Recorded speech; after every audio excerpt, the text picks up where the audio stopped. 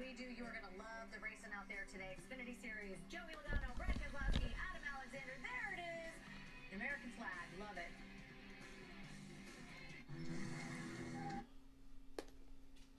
And we're back for a real race this time. God willing. I'm optimistic. What, Jade Buford qualified 5th. Parker Retzlaff 4th. Jeb Burton 8th. Brett Moffitt 10th. Pretty cool. I'm optimistic.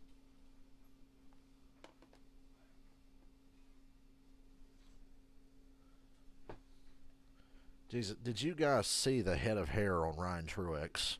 It is fantastic. That dude needs a shampoo sponsorship and a full-time ride just for having that hair.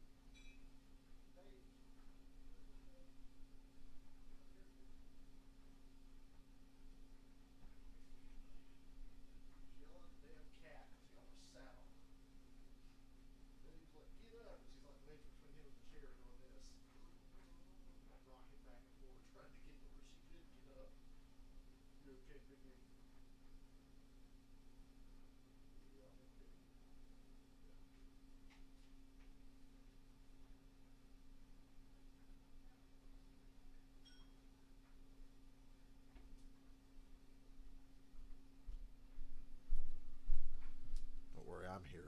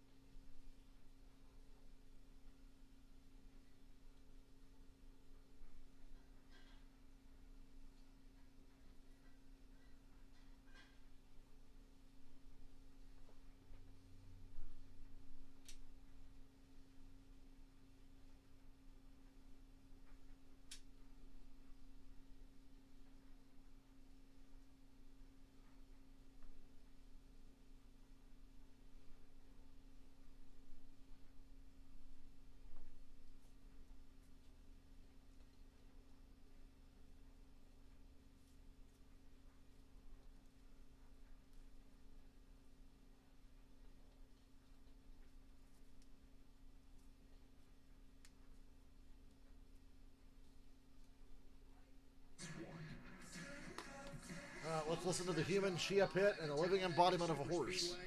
Brett Keselowski and Joey Logano. Here since the 1960s, plenty of history, tradition, and the racing here is awesome. This afternoon, NASCAR Xfinity Series teams doing battle for the 35th time, and boy, do we have a great day for it. 72 degrees, plenty of sunshine, and the flag is standing out. It is windy. Just like these two when they come up to the broadcast booth with Joey Logano, Brad Keselowski.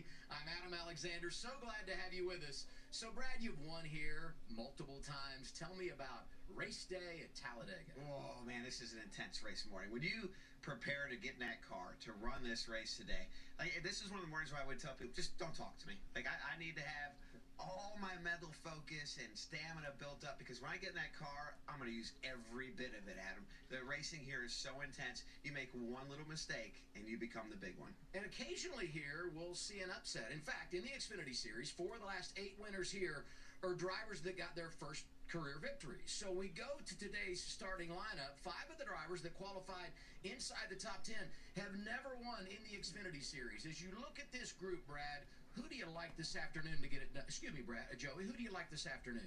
We're just so alike now up here. You're getting used to us being up here. That's right. I don't. Well, on this list, I like Sheldon Creed a lot. You know, Sheldon's been close to winning on any kind of racetrack a few times. He's in one of those RCR cars that's been very fast. We've seen Austin Hill, his teammate, able to make a lot of time on these super speedways. I think Sheldon can make it happen. Let's go back to your first career win here, 2009. I mean, you always love getting that first win, but to do it at this place, how special is that? Oh, I mean, you feel like you just tamed a beast. I mean, this track can be so intimidating to a young race car driver. It's so fast, and you got to know all these moves, and experience is so valuable that when you win here, you're like, I've slayed a dragon. And today, we add into the equation Dash for Cash. Round number 3, there are 4 drivers going for $100,000 this afternoon. Yes, they'll do anything in the draft to get it. It's time to go racing at Talladega. Let's go trackside now and get the command of Fire Engines. And now, race fans, here to say the most famous words in motorsports. Please welcome Ag Pro Company's partner and corporate sales manager, Timmy Ayers. Drivers, start your engines!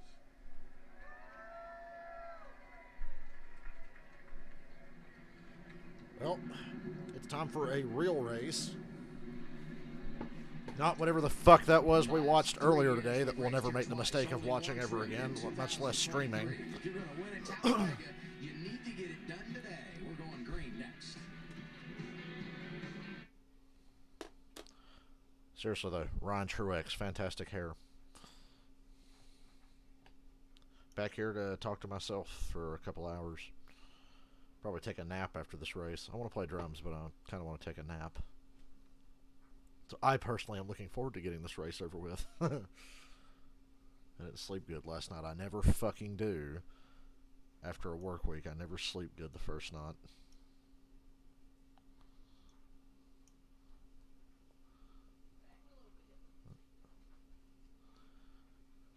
Oh God, my back hurts.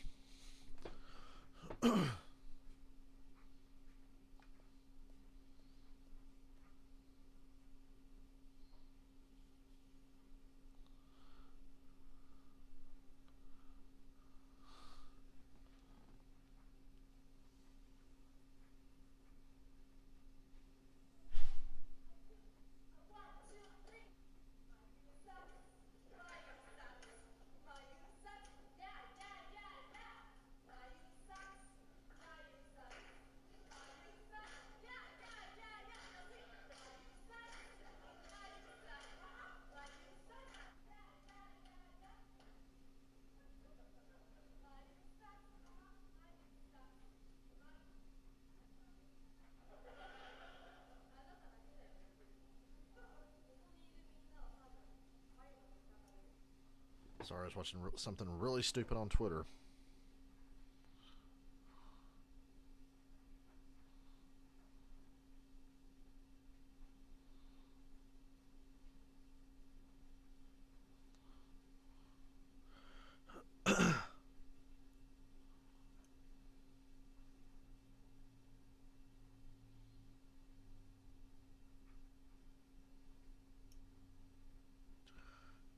Don't mind me, I'll just be here talking to myself.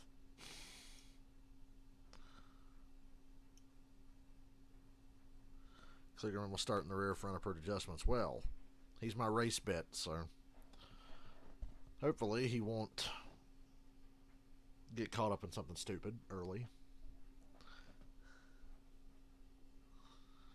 Oh, man. Tired. Tired, and that ARCA race about took me out with how shitty it was. We will not make that mistake again. I was in such a stupidly good, oh, they go stream the ARCA race. Fuck, I could have been doing anything else other than watching that ARCA race. Happy to be watching a series I'm actually invested in. Still can't believe AJ won here. Finally. Our Xfinity Series teams ready to ride for the nighttime in 2023. There's the sign. This is Talladega. And I guess you could say the favorite this afternoon is Austin Hill, because when it comes to racing in the draft, lately he's been virtually unbeatable. That's Austin Austin Hill hot package. Victory. What a superstar Austin Hill is becoming. For a second consecutive season, Austin Hill as the season opener at Daytona. Austin Hill wins once again. Austin Hill wins despite the fact that Hemmer tried to commit murder on Parker Kligerman and Hill to get that win. Almost automatic when it comes That was to at Atlanta. Don't remind me about Atlanta. Here at Talladega. Look at the numbers since going over to RCR. Please don't. Full-time last year. He's won 4 of the 8 races on drafting track. Starts on the pole today. Let's go from the driver's seat. Hear from the driver out of Georgia. Austin Hill, Joey Logano, and Brad Keselowski up here in the Fox booth. You got me? Gotcha. All right, man. This is your wheelhouse. Won 4 out of the last 8 Speedway races. You're up front again. You got a teammate up there with you. You're looking strong. My money's on you. How do you have somebody at 2.5 to 1 on a super speedway? I think Austin Hill was what, 2.5 to 1? He was at least, he was no more than 4 to 1 for a super speedway. Ooh, they call them drafting tracks now because Atlanta's technically not a super speedway. You can't see the race. Well, I mean, I can't show the race or I get copyright claimed. All it takes is one wrong move, one bad mistake, something like that happened, and it could ruin your day very easy. So you gotta be sharp all day, minimize the mistakes, and just be there at the end. Oh, you know the deal. Good luck out there, man. Stay safe. Yeah, appreciate it, man. How about this? It's the 4th time RCR has swept the front row for an Xfinity race here at Talladega. I mentioned that Custer has to start in the back. John Nemechek got it done. Sam Mayer has to start in the back, and Parker has to start in the back. You got Sammy Smith up there, his teammate starting 12th today. Cole Custer, Josh Berry also in the mix. Let's hear from the rookie out of Iowa, Sammy Smith. Sammy, Brad Keselowski up in the FS1 booth. Get a copy? Hey, Brad. Yep, I got you. 10-4, sounding good, looking good out there, starting 12th. And I found My out brain today said that pick you have Sheldon one Creed. My heart wants to lap chase the allowed money with track. Parker Kligerman. You're about to start one of the wildest and craziest races at Talladega. What's going through your mind as you're about to start this race? Yeah, I'm excited. Don't have really any laps here. Don't have much laps on speedways, but I'm excited. Trying to do as much studying as I could to be prepared for today. Hopefully, have a fast Flying J Toyota Junior Super, and we can stand a trophy this year. Well, we're wishing you the best. Look forward to seeing a great show. Have a good one out there, buddy. Yep, thanks, Brad. You've heard from Brad, Joey, and me. Now let's meet the other fellas covering the action for us today. Coleman Presley on the spotter stand. The winner here in 13, Regan Smith on pit road with Josh Sims. Hey, Josh. Well, Adam, you mentioned it. A lot of drivers look at these type of races as opportunity races. Certainly the case for Anthony Alfredo. He said the 78 team spent a ton of time and prep work this week knowing that these drafting tracks are their best chance at getting a win. Now, earlier this year at Atlanta, he led 18 laps. He said, I know it's a different track, but it's a drafting track, and that confidence he got there bleeds over to this track where he qualified 6th. And he said now the next goal, add his name to the list of drivers getting their first win here at Talladega, Regan. Well, Josh, when we come to the drafting tracks, most of the time it is So what a weird top 10. Retzlaff, Jay Buford, Anthony Alfredo, Jeff Burton, and Brett Moffitt are in the top 10. He has slowly been getting better each week when we come to these drafting racetracks, and each time that we come to these drafting tracks, he said that he's been studying. He's been studying what Austin does, what he does, and things he can do differently. He said it comes down to some very small, subtle differences, one of which is he's got to be selfish in that race car at the right time. He knows his car is fast. He starts 2nd today, looking for that first career Xfinity win. Coleman? We've heard the guys in the booth. We've heard the guys on pit road. Prep is the key to this success today. Not only on the driver's seat, but also in the spotter stand, watching film, watching the SMT data provided. We got to try to predict what's going to happen a half lap later. Why does Coleman Presley shimmy his shoulders when he talks? You notice that? He talks with his hands and his shoulders. Towards turn 1. The guy I'm looking at today, Like he Brett thinks he's in a Moffitt, musical. He has speed in his car, qualified 9th, and he's also always known as a great pusher. I'm excited to see what he can do today. You mentioned learning through Wow, what shitty camera work there, Fox. The first 112, kind of like going to school. For that God, the race ain't even started yet. big trophy. Already they're fucking up. Green flag in the air. I love that blurry, out of focus shot where you couldn't see anybody.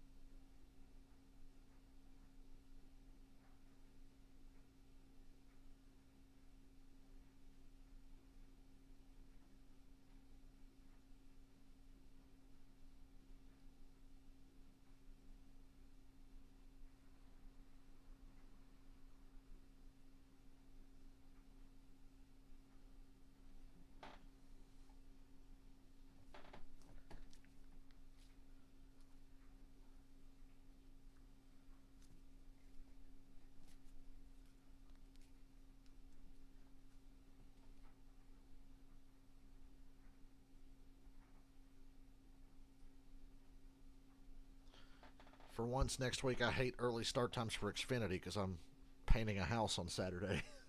I don't want to miss the start of the damn Dover race. It's always great when you're outside looking in, but if you're behind the wheel, I can only imagine what these pace We're laps coming are to the like green this as you get time. set for 300 miles, 113 laps here today. The stage breakdown 25 and 25. Okay?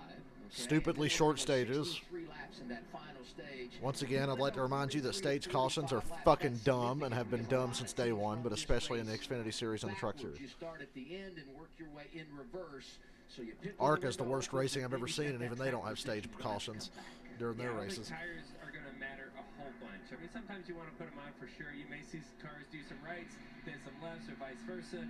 We got Jeff Burton here. He's got the heart rate monitor. And he's already a little amped up. And this is one of those places, Brad, you know how it is.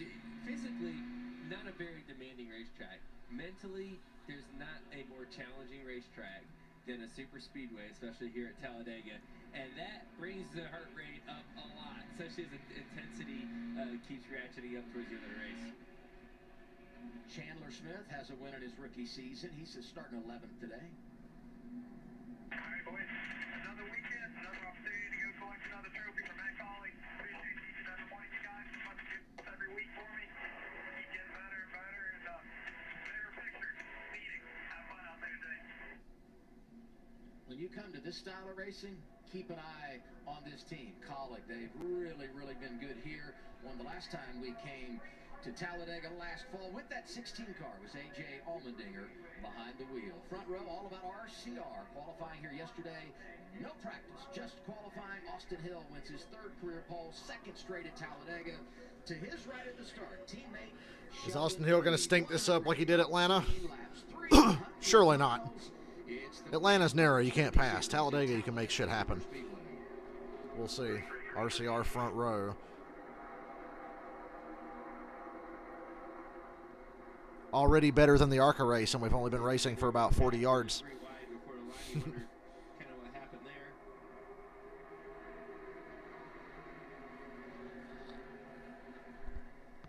me at Talladega, this is where it really hits you for the first time. When you just get up to speed, down the backstretch, you're surrounded by 30-some other cars, Joey. Like, oh my goodness, this is going to be a long day. Well, and this is when you don't know what your car's doing either. We just said it, no practice. You're going to get right no practice. It rained yesterday. Everyone's figuring out, what's my car going to do when I get to turn 3 and I'm up to speed? Is it going to drive good? Is it going to be a little off? Is it going to be hitting the racetrack? Creed actually cleared Hill for the lead on the bottom. Parker Retzlaff's in second, leading the outside line with a push from Alfredo. Parker Retzlaff's going to lead the first lap. Oh, here's the side drive from the 2. Can't even tell you. That was a shitty angle to see who led the first lap. Thank you, Fox. But Retzlaff noses ahead into turn 1. And they're still staying formed up, 2 by 2 for the most part. No, not many cars. A lot of inexperience up at the front as far as, competitive experience goes. Retzlaff pulls down in front of the RCR cars. Alfredo leads the top with Jeb Burton. Well, this is already a really interesting race, and we're only 2 laps in. Cut to the first obligatory shit onboard camera shot of the day instead of showing us what's going on.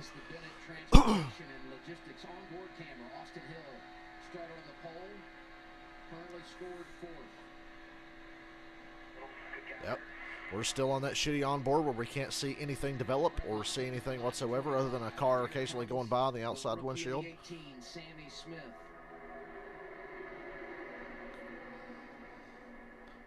Of course, my race bets 3 wide back there. The NASCAR Xfinity Series cars drive so much differently than the Cup cars, and I think you're going to see a yeah, they drive better. Brad, Brad, you can say it. They drive better. And some of the reason for that is these cars will run faster in the second and third lanes by the nature of how they draft. The draft in these cars just a little bit different, and you're seeing that right now with the second lane. He's already had 2 overtakes for the lead. I think overtakes. Wow, way to go, Brad, with the fucking F1 lingo. If they stay out to the lead and they don't come down in front of the bottom lane and they get 3 cars cleared up top, you better look for that top lane to be very dominant if that happens. Right now, they're still staying racy. Some cars are going back to the bottom of the top. He has some faster cars back there. Parker Kligerman up 13 spots. He's the biggest mover. 13 spots in 3 laps. Jeb Burton went to the bottom and tried to steal the lead. Alfredo gets down in front of him. They're in the middle of it, so they're going to make moves, right? They're in the middle there right now. Look at this group at the front. It's not the Austin Hill show like I thought it would be. They go for the stage points. I'm sure it will turn into that at some point. Would be right in the middle of it because they're coming from the rear. The best thing, nothing against Austin Hill. I like Austin Hill. The best thing to happen at this race will be to see him get crashed early. 13, Cole Custer. That'd be good for everyone. No offense to him and his fans. He's plus 16. Sam Mayer nearly won this race in the fall. He too, coming from the rear, is up inside the top 25. We'll monitor their progress.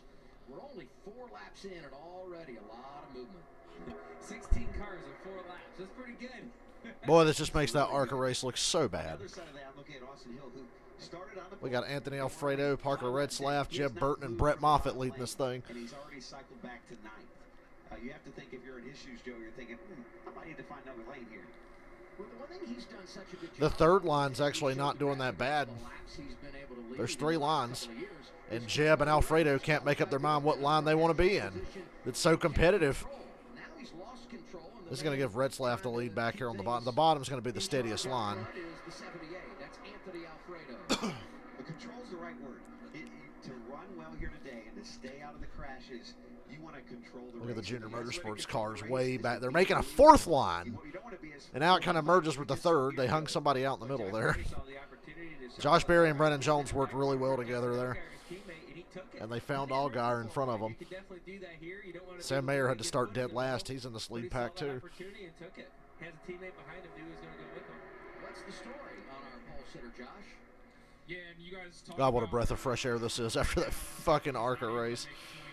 Not able to make up much ground with the team talking to him over the radio and saying, as soon as you can, we need to get out of that bottom lane. That bottom lane is falling apart. And Austin told me before the race, the biggest thing, like you guys mentioned, is having control of the race. He said, I feel much more confident when I'm out front. Well, it's certainly not the case with 21 right now. Lead changes only reported at the start. It's got to be hard for the 21 to not be out front. He leads every damn lap at these races now. Collection of drivers that have spent some time at the front of the And field. Sammy Smith and Hemrick are going to try to hang out Moffitt and Alfredo, but Alfredo was so far out front he just stays ahead of them. Looking good early in the 18. What are you seeing from the It's the race of Alfredo's life. Right now, Brad and Joey pointed out the top lane's coming, and once you get 2 or 3 cars cleared, Can't get over how racy they are. What I see looking 3rd, 4th, 5th. They're 3 wide from 3rd on back all the way through the field. Had a little bit of issues towards the end of the Daytona race. Look for them to try to get together once they get all their cars clean. Try to drop down to that middle lane and take control as a team. Yeah, what I see them doing already too. Austin Hill's not even in the lead group anymore. These guys are moving up through the pack, and then they're going to start shuffling cars. It's about 12 or 13 cars in front of Austin Hill. Get one out, right? Moffitt's on the hot seat, if you ask me right now. He's got 3 JRM cars behind him. He's next to get put out, so he's got to be on his game, right? He's got to be in the mirror, being able to make the block or the move before it's too late. There's Moffitt to the outside of Sammy Great Smith. move by Moffitt. Sammy Smith's going to be... Alfredo's leading this race fairly easily. Cars behind you. See what happens 3 lanes behind him, and Alfredo's leading the race, no problem. Here comes a run on the bottom from Hemrick. 5-6 spots, just like that. His teammate, Alfredo's way up top. Sammy Smith's teammate right behind Riley Herbst there. 19 is Ryan Truex. Second, We haven't had an early big one in a long time. Damn, Allgaier almost caused it. Joe Gibbs racing for him. Thought he was going to wreck Moffitt on the straightaway. We haven't had an early big one in an Xfinity plate race in a long while. There you say, okay, Atlanta's a lot different speedway than Talladega, but look at right back up front again, leading that top lane, shows that there's a lot of speed in the car, right? Any car that can get out front and stay up there for a little bit shows it's fast. You need to have that here. Fast Pasta. 25 with you. He's microwaving today. Anthony Alfredo outside lane, company down low, Daniel Hemrick. Oh, yes, ain't nothing better than some microwave pasta. Racing here. It's a good thing to compare him to. That's kind of how his racing career has been, lukewarm microwave pasta. He's got company now. Parker Retzlaff starting But to of get all the ready. pay drivers, Alfredo is one of the least offensive. Double yellow line, which a reminder, that is out Still of just bounds. steady on the top, but he's got all of Junior Motorsports lined up behind him. Line and advance your position, you will be penalized by NASCAR. Daniel Hemrick sliding up. This is a redemption story for Junior Motorsports today. They can't fuck up like they did at Daytona. They should have won that race easily, 1, 2, 3, 4, and they botched it, mostly because of Allgaier. What's up, Michael? Trying to judge the closing rate of a car That's a bold move for lap 10 in the race. I always look at Joey on the blocks when guys... Hemrick's leading now, playing the lines. Because you have to actually climb the banking. And, you know, TV doesn't do justice for how steep this banking is. And when you take a car from the bottom lane to the top lane, you're literally climbing a hill at 200 mile an hour. It's going to slow it down, and so your gap tightens up very quickly. And it can Big push here. In tough situations. Jeb Burton. A couple stories up. Right? You think about it from the top to the bottom. Hemrick blocks him. On board with Jeb Burton. This the state water heaters on board camera. Heart rate hitting 162. Saw Sammy Smith last week at Martinsville in the heat of battle, up right around 175, 180. And there it is, 171. And that's all adrenaline. Right? That's all that is. We talked about it earlier. Physically, not very challenging here. Mentally, everything. And you see that's what he's dealing with right now. Only driver in the field. There's one here in the Xfinity Series. And looking good in the early going. Well, I had to go to commercial sooner or later. Racing's really good. Yeah, I'm shocked. 3 by 3 by 3 from third all the way back for pretty much the first 10 laps. They started to get a little single file up top there right at the commercial, but there were still 2 lines on the bottom, about 5 or 6 cars back.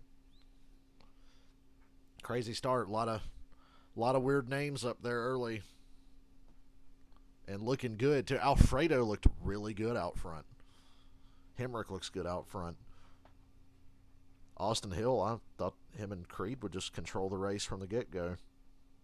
Junior Motorsports got hooked up in a hurry. Now they're in the mix. All of them, they found each other pretty quickly.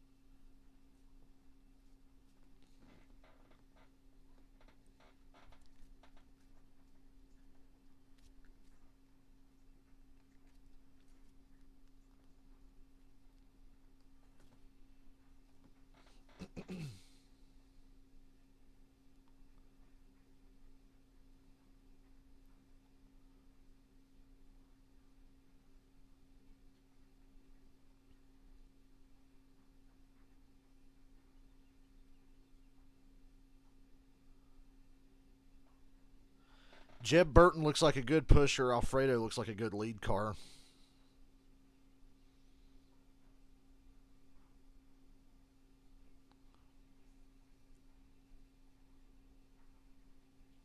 Where's my man Parker? I know he had to start in the back. Parker Kligerman, not Retzlaff. Not that fucking nerd. Kidding.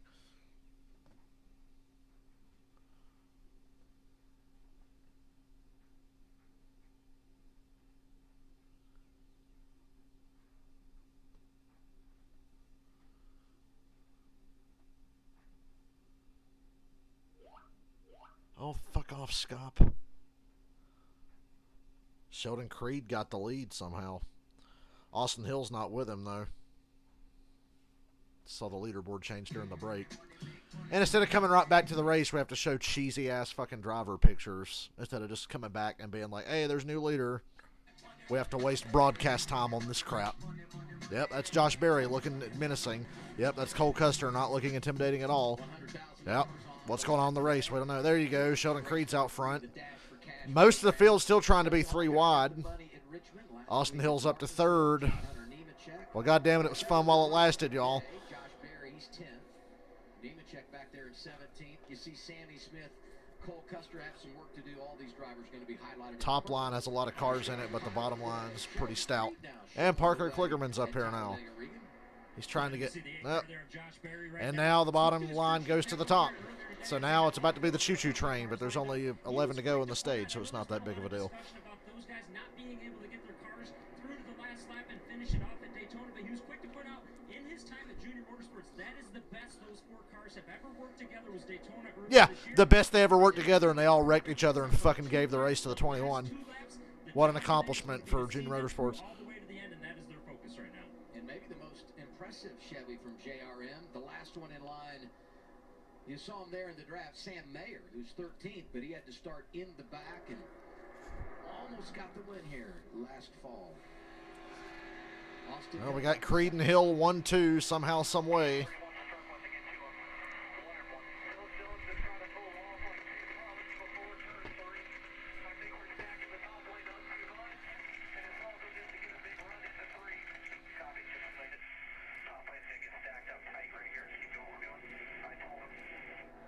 Big push on the top. So they're trying to string the top lane, and what I see here so far is that it's not working.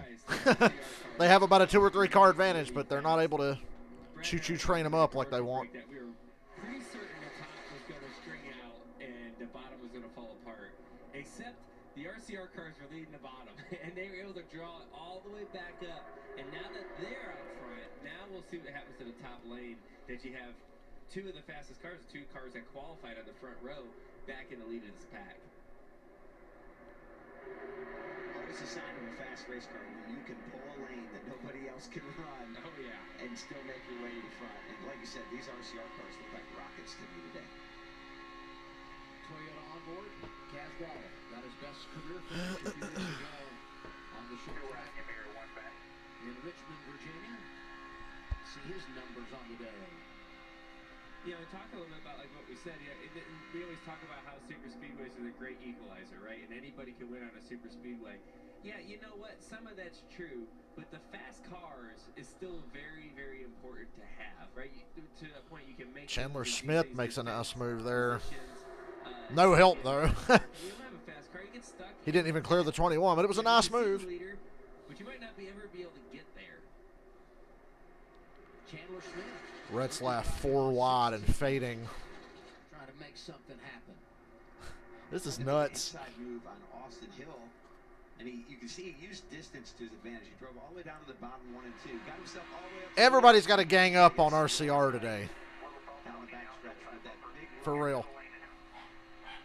He had his teammates there with him. You saw Daniel Hemrick from Collin, Derek Kraus driving the 10 again this weekend. Won't surprise you if Chandler Smith gets a cup right. Yeah, he's definitely on the upward trajectory, that's for sure. Chandler Smith and Zane Smith. You see a lane kind of prevail, but guys are making moves, they're learning things, they're trying different things. And part of that's because there's only 8 to go in the stage. You got to get up there if you want some points. 8 laps now, 7. And it's been a quickly moving opening stage. Racing has been outstanding. 4 different drivers have led. Shelton Creed has led the most at 7. Hemrick and Alfredo 5, and Retzlaff had 1 as well. That was a great example. You saw Chandler Smith on the very bottom. The amount of time he gained by shortening up the racetrack. He gained 2-3 spots. But the problem is when he gets on the straightaway, the top is so tight. There's so many more cars up there closer to each other, and they're able to push that top lane back that 3 or 4 car lengths.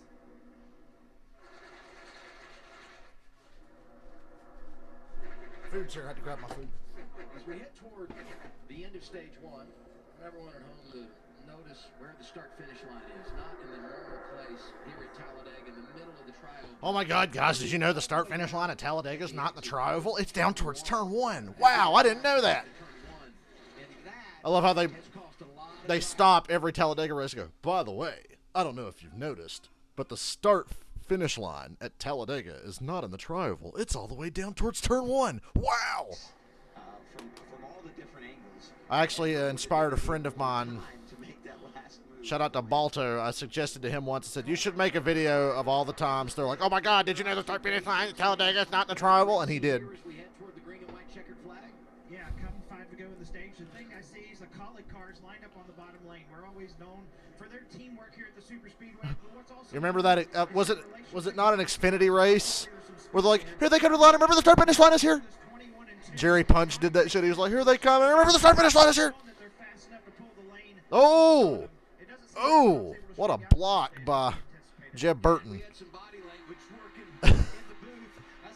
That was mid-pack, and Jeb Burton almost killed Brandon Jones.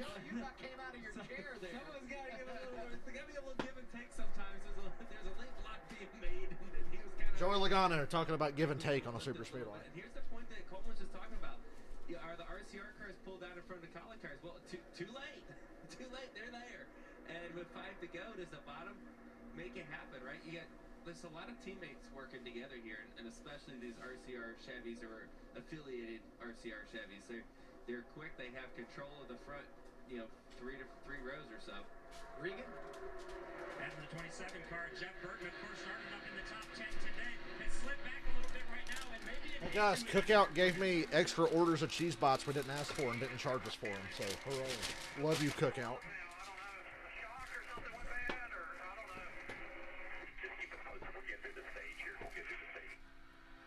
One of the good things about Talladega is when you do have something wrong with your car, you have a lot of yellows that are really long to work on it. So that's why they're telling them, just get through the stage.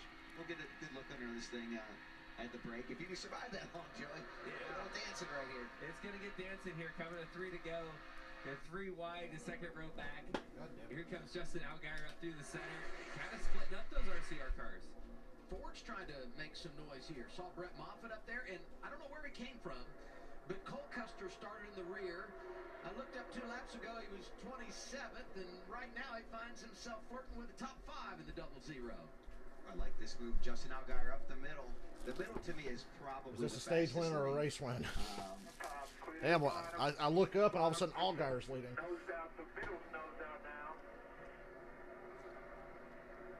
Yeah, the fast lane, if you have the cars behind you, yes, right? And there's times that it gets very separated, and everyone always hears about the sucker hole, right? The one that makes you go backwards. Well, that's if there's no cars behind After all that, the 2 and the 21 still remain out front. Right now, not a bad place to be. Sam Mayer from the back to the front, working with his teammate, or at least he was, in the one down low. Now Allgaier slides up as they work that middle lane. And it's a big move, right? Sheldon went down there to try to side draft. Here comes Jeb Burton and Parker Klickerman. To pull him back so he isn't clear. But it was very important for Sheldon to get back up in front of his teammate to get the push there again. If he misses to get back up in time, it's game over. Right here gives us a similar move. He's going to go down here, try to side draft him a little bit, get back up, get the top lane down the back stretch to push him. A lap and a half remains in our opening stage at Talladega for the NASCAR Xfinity Series. And Jeff Burton maybe having a problem, but right now, best place is just right there at the front. I say Jeff Burton's car don't look that bad. He's taking the lead. Well, he's pushing Allgaier to the lead. Their cars look very similar from far away. Drive through the middle here and really give it the finishing blow. That's going to hand Justin Allgaier control of this race for the last lap in the stage. Allgaier never won at Daytona or Talladega 3 times. Drive for Junior Motorsports all these years and still ain't won a plate race. Off to a good start here today. This is a tough track to lead. Look at Josh Berry with the big run trying to get outside of Creed there. Ooh, Jeb from the bottom to the top to jump in front of Creed. Did Joe Logano just call him Ron Truex Jr.? Whoa, what a block! Allgaier, Jesus. That was a huge block to try to win. Jeb's going to get the stage win here. He couldn't get clear of Allgaier. Here comes a run from Creed. Jeb's got to go and block it. Creed shoots to the middle. Don't block it. He's faster than you. Drives around him. Allgaier leading in the bottom lane. Drafting help from his teammate Sam Mayer. Now he slides up in front of Creed. Guys, it's just a stage win. Don't die. Stage one for the Xfinity Series at Talladega. Justin Allgaier. Red and white checkered flag is out. And they're 4 wide behind him. Justin Allgaier, his 4th stage victory of the season. That's the most of all drivers. 3rd time he's won a stage here at Talladega. Creed was 2nd. Mayer was 3rd. Wow. Jeff Burton, Austin Hill, the top 5. Way to go, number 7. Allgaier wins the opening stage.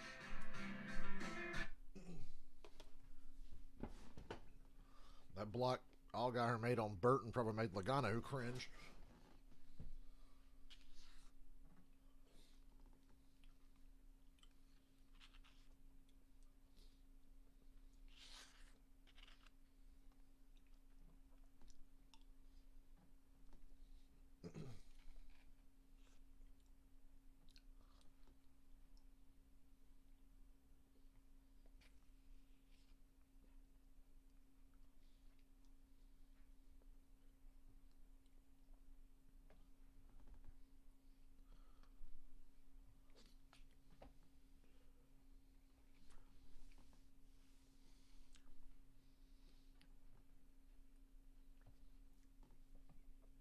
They always manage, like I said, we haven't had an early big wreck in Xfinity in a while on a plate track. They always manage to race just hard enough, but nobody throws any crazy dumb blocks for a stage win, except Allgaier, but at least he got away with it.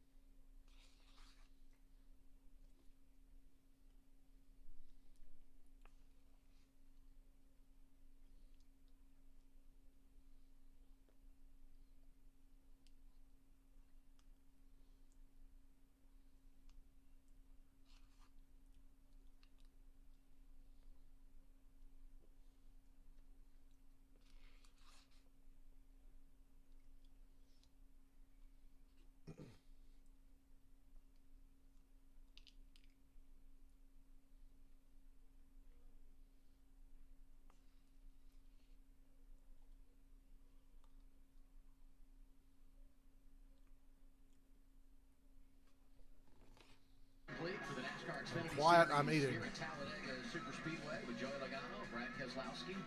I'm Adam Alexander. Allgaier gets the green and white checkered flag in stage They didn't open one. pit road that you time? See the stage point breakdown here after 25 laps of competition. Here's a stat for you. The stage one winner has won the last 4 races in 2023. So that bodes well for Allgaier, who's not won at Talladega. Hasn't won Junior Motorsports is cursed this year. Allgaier's definitely not winning. That's an interesting stat, but I tell you one thing, it doesn't matter. Because this is Talladega, it's a different world. What I always like about the stage points at a super speedway race is 2 things. One, it makes you do more aggressive things earlier in the race, so I think it's a better show for all of us watching, even in the booth and the fans at home. But the other thing I like as a driver is if I score stage points in a super speedway race, then if I wreck at the end of the race, I'm kind of like, all right, at least I got something out of it. Yeah. But if you don't score any stage points in the race and you get wrecked late, you leave here so frustrated. Yes. I hear that a lot. Let's take a look at Austin Hill's Road to Talladega, sponsored by Wyndham Hotels and Resorts. See his numbers? This is Speedway career, and he's done it at a lot of levels. Going to be racing here with you guys tomorrow afternoon, driving the 62 for Beard Motorsports. But if you look at Xfinity, at 11 starts, really... Wonder why Jimmy Johnson's not doing more another super speedway racing cup this year. I would see that as a good opportunity to win. But I guess like most guys, he's like, fuck super speedways except the Daytona 500. He is an impressive driver, no doubt, and understands the draft.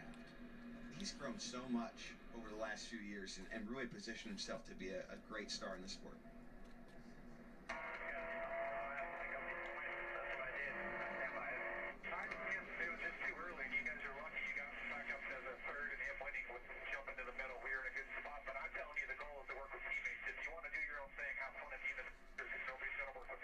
They could have totally opened pit road last time by. We ran an extra lap for no reason. And Junior Motorsports teammate drama. We had this with Junior Motorsports at Daytona. To be continued. Pit road is open, Josh. I start with the 21 of Austin Hill, the pole sitter, said he's not fully comfortable with where his car is at right now. I'd say Allgaier was the architect of Junior Motorsports' downfall at Daytona. So they're going to make a move to tighten him up, make an air freshener and wedge adjustment, see if it helps him out, Regan. Well, his teammate in the 2 car of Sheldon Creed, happy with his race car, said it's decent, no issues. You'll see him to both take a round out of both rears, though, trying to lower the back of that race car. Really slow pit stops for RCR. Really slow. They took 4 tires, but they were slow stops even by 4 tire standards. At least 2 seconds slower. Chiefs been lying to me in the garage. They said, you take 2 tires on the first stop. You take 2 tires the next time around. It's a mixed bag. Truex won the race off pit road. In the final stage, a lot of teams electing to go 4 tires there. Top 3 off pit road did take 2. Ryan Truex, John Hunter Nemechek, and our stage 1 winner, Justin Allgaier, came off pit road 2nd. Let's see if we can talk to him for a second. Justin Allgaier, Joey Logano in the Fox booth. You got me? And so just because I was afraid to slide them. Hey, Justin Allgaier, it's Joey Logano, the guy who stole your Cup career. Do you copy?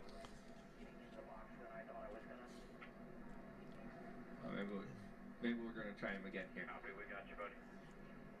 Justin Allgaier, Joey Logano in the Fox booth. You got us? Yes, sir. Go ahead, buddy. All right. You made some pretty big aggressive moves. You had us all on the edge of our seats on that big block down the backstretch, but it seemed like it was worth it. You got the stage win. Congratulations on that. Now you got a couple tires on the right side. A little track position now. Not as many teammates around you. How's she feeling? Well, obviously, Duke Motorsports brings really, really fast Camaros to... Michael, remember Brennan Gaughan, driving for Beard Motorsports, was taking the lead at Talladega in the Cup race and got flipped upside down. So, yeah, Beard Motorsports can bring a competitive car, at least. You know, they're not like the money team or fucking Rick Ware. They show up to the super speedways and they bring decent cars. You know, the lanes, the energy that we're seeing in the different lanes is quite a bit different than normal. So, you know, we're going to keep working on it. The guys down there in the box are going to do what they can. They got a great pit stop right there, and we'll just keep working on it. Hopefully, at the end of this race, we're crossing that finish line in first and not just a stage win. All right, man. Sounds good. It's definitely a different race than what we've seen, but I like it. A lot more racy. Yeah, I mean, here, you know as well as I do, the aggression level keeps going up every time we come back to these places, and you know this is quite the experience. So we'll keep after it and try to keep the fenders on it. We'll be in good shape. So thank you, boys up there. Hope you guys are having a good time, and we'll keep this baby in the wind, and hopefully it's as fast as Xfinity 10G, and have a little bit of fun. All right, man. Thanks. Talk to you soon. Aggression, the name of the game. Had to get that Xfinity 10G plug in there. On pit road, Austin Hill speeding, so is Josh Williams, both exiting stage 2 from Talladega. Is that Austin Hill spit on pit road? That don't matter. He'll be back.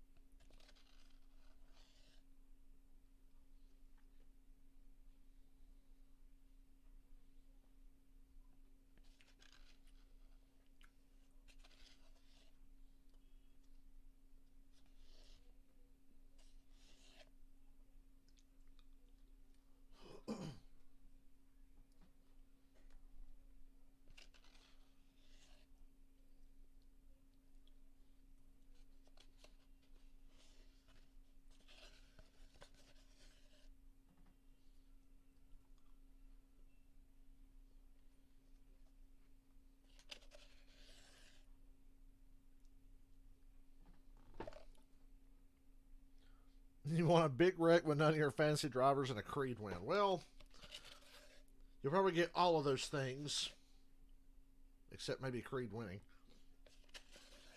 He's obviously going to have a shot. I'm pretty smart.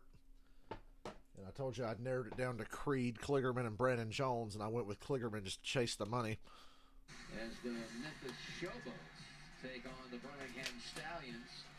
Okay, please let my cookout fries. Damn it, these fries are fucking shit. Birmingham Stallions 7 Eastern on Fox. Actually, they're not that bad. Cookout fries are so inconsistent. Why did YouTube close on my phone by itself? On FS1. Let's go down to Regan. Adam on that pit sequence there for Chandler Smith in the 16 car. Actually stayed on pit road the first time for an extended time and had to come back down pit road. They are having Chandler trouble Smith. with the radio in that race car. Fortunately, Radio can problems. fix that. He can hear them now, so things are a little better for Chandler. Here's good news for him. Austin Hill had radio problems. Bad time to be a Smith. At Daytona. One spit on pit road and one has radio problems. Dropped to the rear, drove through, and won the stage, won the race. So maybe that is a good omen. Speaking of the 21, here he is facing more adversity at Talladega.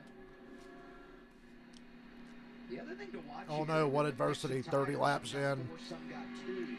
Will that make a difference over the long haul? There'll be less than 20 laps to go in the stage as we return to the green flag. Yeah, this is a short stage, right? You got to go. And if you're starting towards the back, like in Austin Hill. You didn't get Parker Kligerman on your fantasy team? You fool. Ryan Truex outside lane, got his teammate John Hunter. Ryan Truex, don't call me junior. That's a bit of a new cast of characters up front. And JGR Toyota's 2-car tandem on the top. Able to push along pretty well in the start. Sammy Smith's up there too, 3rd car inside lane. So all those Gibbs Toyotas got a Okay, chance to cookout fries are good today. I opened the box and didn't see a lot of seasoning, but they're actually still good. in stage number 2. Josh Berry had an extended stop. Saw him in the outside lane. Getting a push from Anthony Alfredo. It's amazing how nobody is content to ride. Everybody wants to jump out and make a move. Everybody, no matter where they're running. And I love seeing that, right? That's a great super speedway race. There's room for it at Talladega. You won't see this tomorrow, I promise you that. You might see a decent race tomorrow, but you ain't going to see a great race.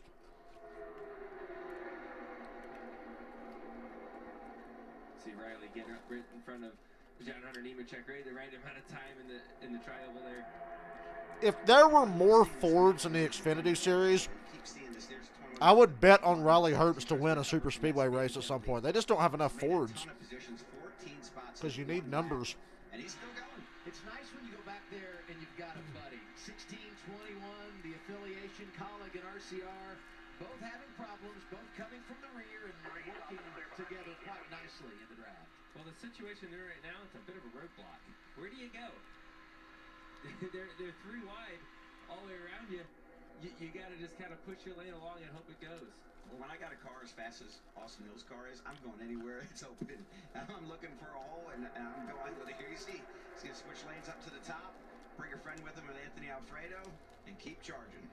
Just in front of him, Parker Kligerman, another of those drivers that started in the back today. He's kind of been a yo-yo, made up some ground, went to the back, and here he is surfacing toward the top 10 one more time. Let's get an update on Josh Berry. Regan? And a little bit of a slow pit stop for Josh Berry. The report from the driver was that car was extremely loose. They made significant adjustments to that race car. You see him back here in the pack just a little bit further right now. Let's see how quick he can get back up through there. Yeah, Josh is in the top lane like we were talking earlier.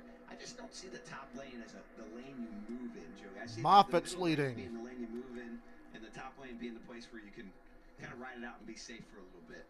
But I think we've seen all the big passes happen from the middle. Top line's starting to look slightly more dominant. We'll see how long that lasts. If you get in a lane that you're the 8th or 9th car in that line, well, you're the 8th or 9th car in that line. You're never going to move forward. You got to be willing to make some moves and jump out of that line. Michael, do you know how much Alfredo was owned in a fantasy lineup? Because he was an early surprise in this race. I know he had track position to start with. There's a back lane that's going to kind of catch you. You won't go all the way to the very back. Brett Moffitt. Sammy Smith didn't want to ride for long. He jumps to the bottom. There's Brendan Jones and Sam Mayer to the bottom. Yep, nobody's going to ride. I like it. Justin, textbook leapfrog type pass, right? The run down into the corner, go to the bottom of the hill, get the run down the bottom of the hill, get the shortest distance, clear that car. And Moffitt's going to try to pass him back. But Moffitt said, you know what, I'll give it a shot too, but he's doing it in a different place. He did it into the tri-oval. And it may not work out for him. It's not going to work out. All guys got the lead. But Riley goes down behind Moffitt. Now it'll work. And I think he might get beside him, but I don't think he'll be able to clear the 7 here, Joey. There's just a lot of distance between all those cars. A very loose pack right there. And not a lot of, manufacturer help up there. And the two Fords are working together, but then well, actually, as I say that, a sitting duck is the Chevrolet of Justin Allgaier. He was the one that I was thinking about that really didn't have a partner to play with. And right behind him, those 3 Toyotas from Joe Gibbs Racing all took 2 tires on that last cycle of stops to gain some track position. Just as I said, there's not enough Fords. You got 3 of them lined up on the bottom together. Sometimes that's all it takes. Right time. And Jeremy Clements is pitting. That sucks. Going to make an unscheduled stop here at the midway point of our second stage. One Daytona last 14 to go in the stage, though. See him get squeezed up a little bit there. What if he got flat tire or something from the contact, Joey? See him down pit road here, changing the left side tires. He was among the drivers that took only 2 tires when they pitted at the end of stage 1. Oh, he's got flat right front. Yeah, look a little low there, isn't it? Moffitt, Herbst, and Custer. Flat right front tire for Clements. Right now, though, he would be the only driver 1 lap down. We're going to get another caution at the end of the stage. Better get your fun in while you can before Austin Hill gets back to the front and ruins our days. Alfredo was only 2% on? Wow. Moffitt leading the way. Herbst, Custer, Jones, and Mayer, your top 5. 12 laps down in the stage. Yay, side by side. I can see what the hell's going on. 5 cars single file on the bottom. Well, now Sam Mayer jumps out of line. Oh, wreck. Red Slaff. The 24's around. Alfredo just got crashed after I was hopping him up. Yeah, really the only cars that are destroyed are Parker Retzlaff, Anthony Alfredo. Wait, we got a car in the apron. Up against the inside wall. Damn, Parker. Well, at least they didn't wreck my Parker.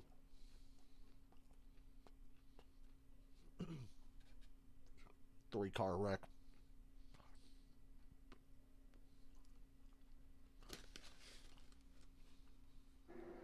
Caution is out halfway through our second stage. First time the yellow flag has been displayed today for an incident on track. The only other caution came out at the end of stage 1. You see the AMR safety team rolling up. The white car pulling away with the window net down is Parker Chase. Sucks for Alfredo. They lost their track position on pit road and paid the price. Let's see what happens. It happens, I think, towards the middle of the pack here on the top side of Ooh. or in the middle. Is that fucking Hemrick that did that? 24 gets hooked into the Hemrick calls that wreck. Who comes up and gets into Anthony Alfredo. Alfredo just an innocent bystander. That's just part of being in the pack. That's why you want to be in the front, right? He lost his track position, and you get back there and you get caught up in something. He's going to come down here and hit the wall. Didn't look like he was tore up too bad until this contact. Yeah, I don't know what the hell happened there. On board with Kaz Gralla, the Toyota on board. Couldn't tell what car came up. How would you like to see this happening in front of you? Watching this 31 go around reminded me a little bit of last year's season opener. 31 almost flipped over. On the last lap when that 31 did something similar to that with Myatt Snyder driving. He did go over. I'm glad they were able to keep all. Andy Petrie busts his head through the wall. You see that car almost tip over there? That is a testament to the safety of these race cars. That was close. We were all so nervous when the 31 was sliding back down the track. We'll take a break. Brett Moffitt leading as we are under caution for the second time this afternoon. Daniel Hemrick tried to thin the herd. He's just practicing his big move for later like he tried on Kligerman and Hill back in Atlanta.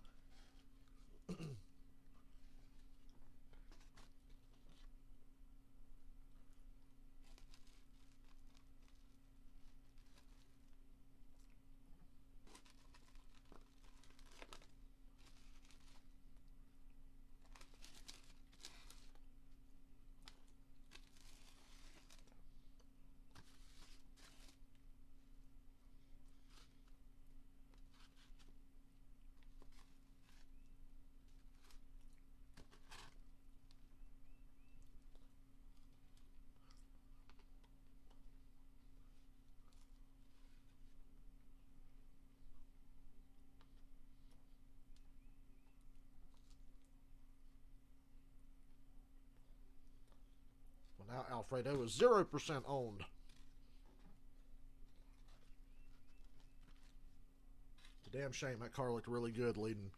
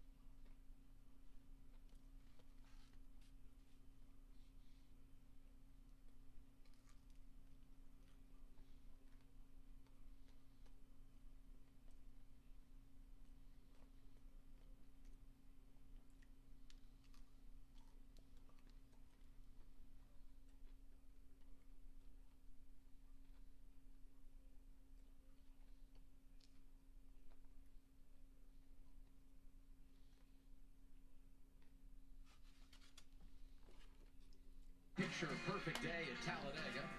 This would be it. This is truly an enormous slice of NASCAR when you come to this place. It doesn't get any I don't know. The crowds at Bristol and Atlanta make me never want to go to NASCAR races again because everybody there's fucking retarded. So I imagine Talladega is even worse. Still a great racetrack. Right now, though, it's the NASCAR Xfinity Series. Going to be inside of 10 laps to go, stage 2. When we return to the green flag, we did have a hand. Got some strategy plays coming in here. I mean, you definitely in your window to do it on one more stop. And there's the 10 of Derek Krause. Let's watch what happened in this caution again, because this is where it all began, coming down the back straightaway. You see the 24 car coming up from the Parker Chase. I'm going to guess that Mr. Krause here. Oh, no, it wasn't. It wasn't Hemrick. My bad. It was fucking Krause. I saw the yellow roof numbers from the camera facing down the back straightaway. It was Krause, not Hemrick. Middle spins to the bottom. Bottom spins to the top. Sorry, Marty Reid moment. First, not the first one today. That's the first good angle where I could see whose car it actually was. If you're Derek Krause here, young driver, only his 3rd career start, something like this happens. But that's the only angle I had before was the one looking straight down the back stretch. You know what you've caused here. Yeah, you feel bad, right? Like we've all been in this situation before. We've made a mistake, misjudged it, something like that. Oh, no kidding, Joey. You mean you've been in that situation before? You feel bad, but it stinks, right? But the facts are, you got to keep pushing forward, right? Like, it happened. You learned from it probably, but you can't just lay up the rest of the day and be too soft. Like, you got to go back racing. You still have a car that's intact. You still can go win the race. I'm sorry, racing is a selfish sport, you know, and as bad as you feel doesn't mean you're going to go park your car because you caused a crash. You got to complete it, and then you're going to have to deal with it later, right? I mean, it doesn't go away, but you got to finish the job that's at hand right now. Race now, apologize later. And the reason you need to coach him up on that is because colleague, and I said this earlier, they've won 4 of the last 6 here with 3 different drivers, but 2 of those got their first career victory at Talladega, and that would be Jeb Burton and Justin Haley. So we'll see if Krause can make something happen here today, one of those involved in the incident. Tomorrow, NASCAR's Cup Series returns. All the fun begins on FS1, then we're over to Fox. I'm excited about this. I mean, it doesn't get any better than 500 miles at Talladega. Talladega doesn't need to be 500 miles, though. We can shorten this one, too. I'm ready. We got some fast Mustangs that are ready to make it happen. I'm sure Bradley and I will see each other at some point out there. We'll work together at some point. Maybe at some point we won't. Who knows? But I think we'll be racing up front at some point. I hope your car's handling well. Trash talk him. I just hope his car's handling well because I am going to push anybody in front of me so hard, and I hope they got the stability to hold up. Remember that tomorrow if Brad causes a wreck. called his shot. Last year you were pushing me and I was like, stop. Don't help me. I was looking for not you, anyone but you. Now I'm ready for it. Brad, bring it on. 6 wins here. If you win here tomorrow, the only driver that's won more than you, the legend, Dale Earnhardt. So keep that in mind. Let's go down to the Care Center. Here's Josh. Anthony Alfredo checked and released from the Care Center. Poor What Alfredo. happened there from your perspective? Just the usual when you let kids drive cars faster and they have an ability. Oh, he's throwing shade at Derek Krause. I appreciate you guys giving us an interview because we're a small team punching above our weight at these tracks. Man, he's we don't- pissed. We're dominating early parts of that stage. We don't have any friends out there, man. Nobody wants to work with the little guys. So if the fans are looking for an underdog to root for, it's definitely us. We always outperform and over-deliver with what we got, and we don't have alliance or anything. We just bust our freaking tails, and it sucks to tear up a car like that. But that's just super speedway racing, I guess. So all we ask for is having a car almost as fast as Xfinity 10G, and I just love racing the Xfinity Series. So we'll have to go give it another go, but definitely disappointing, especially because we had Arctic Outdoors on the car for their first race with us. But we have so many amazing people supporting us, and we're gonna get one somewhere else this year. He should be mad. Krause fucked up. That's nothing new. Krause does that a lot. Turn into a little spicy pasta. Yeah, it was spicy pasta. Imagine a driver from Connecticut showing emotion. I've never seen that before. Adam, first time for everything. Ford's on the front row. Brett Moffitt in the outside lane next to Riley Herbst. Herbst has got his teammate Cole Custer right behind him.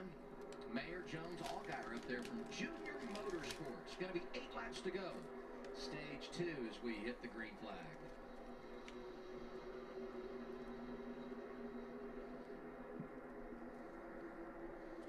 Nice headshot from the drone key. That looked planned, right? That was Ford's working together. The Fords have no choice. There's only 3 of them right now. Look at JRM in the top line. Play for him because look at you got Junior Motorsports cars lined up at the top. It's 3 on 3. Just let it happen before It's as fair as it gets for the Fords and Xfinity these days. Moffitt knew that. At some point, I'm going to get shuffled out by those Junior Motorsports cars. Let me just pull down to the bottom. I have a chance. Ooh, Allgaier almost turned the 9. Don't get too far. He's out in front. That's how Mayer lost this race last fall. He got so far out in front of A.J. Allmendinger, and then the Dinger rallies and passed him. Look at that. Who's that on the bottom? Ooh, whoa, man. Jeb Burton shuffled Custer's ass off the bottom. To avoid a big wreck there with Sam Mayer. Jeb Burton came to win. Greg Cole is just minding his business, maybe drop the guard down just a little bit on the exit of 4. Nobody has moved around in traffic more today than Jeb Burton. Custer was leading the way. When you look at those 4 drivers, Laying it to fucking Riley Herbst back bumper right now. slid back outside the top 10. He's not done yet. He's Damn. Get some more moves trying to get to the lead. And he's going to get a huge run here. He must have someone pushing him back there. Oh, and look, Austin Hill's right behind him. Austin Hill. Look who it is. Back. Austin Hill, speeding penalty. He won't go away. Problem 21, pushing the 27 of Jeff Burton to the lead. Both really good drivers in the draft. Now, Austin's up, he's a little bit on his own. Breathe at the bottom, straight line. Headlight higher, middle lane, 4 now, 4 back. 6 laps to go, stage 2.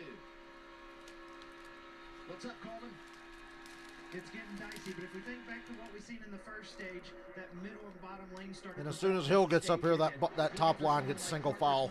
John Hunter Nemechek to try to work that middle to bottom here sooner than later and shuffle Austin Hill out. Got trash on the grill of Truex back there with nobody in front of him. That top lane's got some really fast cars in it. Oh, man. Who's here going for the lead? Did Coleman say it's getting dicey? Yep. It looked like he was You gonna go, race Jeb. up top just for a half a lap. And then they were Shout out to right Sam back. Mayer and Brandon Jones for trying to hang the 21 out, but he gets picked up by I Truex. don't like this because Hill's car looks Trash is like off the grill, that 19 now. Mayer's car that looks a little bit like Nemechek's car. It's hard to 5 to keep go track in the stage. of This race is flying by. A lot of white and blue cars in Yes. this race, and spotters generally do not like that. In fact, I was down in the garage. Yeah, I'm having a hard time keeping cars straight today. I confused Krause for Hemrick, Hill, Mayer, Jeb Burton, and Allgaier, and all those fucking blue cars look the same. Austin Hill gets that run. He's going to try to make a big run, Jeb Burton. So many moves going on. I can't even tell you what's going on. Whatever he can do to try to get clean air on that thing. Hill's trying to take the lead. This has a recipe for disaster right now. It just looks like there's some late blocks happening. Big aggressive moves. No one's staying committed to each other as you're coming to 4 to go in the stage. And up the middle, Oh, if only tomorrow would be this fun. from the rear in our second stage, Chandler Smith. You're right about that, Joey. Everybody's taking every run. And what that does is it changes the real flow of the race to where it's hard to make the top work. And that's why it generally moves back down to the bottom. When everybody starts to take every run, the top falls apart. Update on Jeremy Coles. Got the free pass with that last caution. He's back on the lead lap 29th, so he's not out of the game, but not in that lead mix right now. Michael, I guess I should have bet on Jeb Burton. Ford Performance onboard camera. Cole Custer 15. Jeb Burton leading. You see Rowdy Herbst? I think he was right there in front of him. Both those cars were leading the lane on the restart just like 6 laps ago. Snap your fingers. There's Josh Berry back into it. At Talladega. Josh Berry Oh my God. He was praying somebody went with him. The 19 Ryan Truex went with him. That's what he needed. If that didn't happen, Josh Berry doesn't move forward on that type of move. Oh, but it didn't last long. Ryan Truex, not Junior, back in the middle. Pass on Josh Berry. Hey, wait a minute. If you're racing here, Oh, we got a spinner. Junior, there's trouble again. Caution's out. Oh, what a hit. And a major God hit damn. for Dexter Stacy. Oh my God, and who's that? Blaine Perkins. Blaine Perkins has crashed hard too. God, a couple of nasty hits. He picks out like that. Wow. Oh my. Are they both okay? Might have 2 guys hurt here. Jesus Christ. Jeb Burton wins stage 2. The 5 cars got damaged.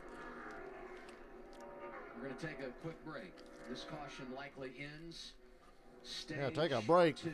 Third yellow of the afternoon. Perkins is okay. Dexter Stacy okay? Holy hell.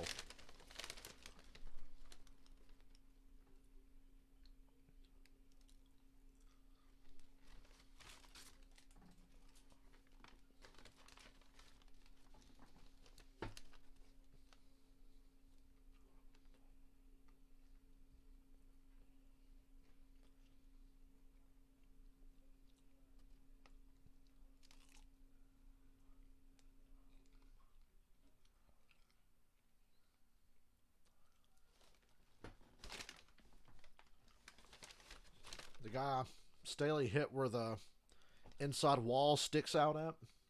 Just nailed it perfectly. Had to know that was going to happen at some point.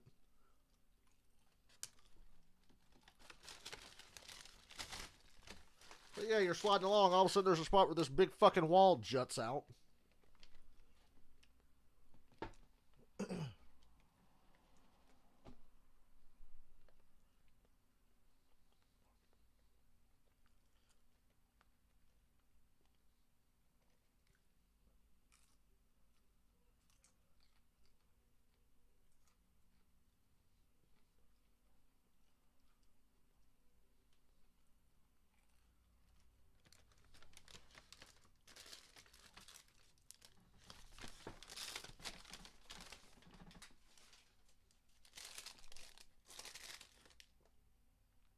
Pretty sure I'm the one keeping Cookout in business here in Rutherford County.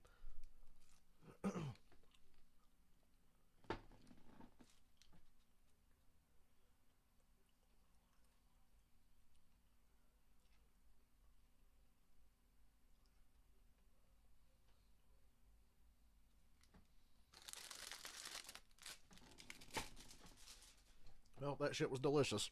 They got a red flag out now. That's not a good sign. Red flag's out. Jeb Burton's the leader.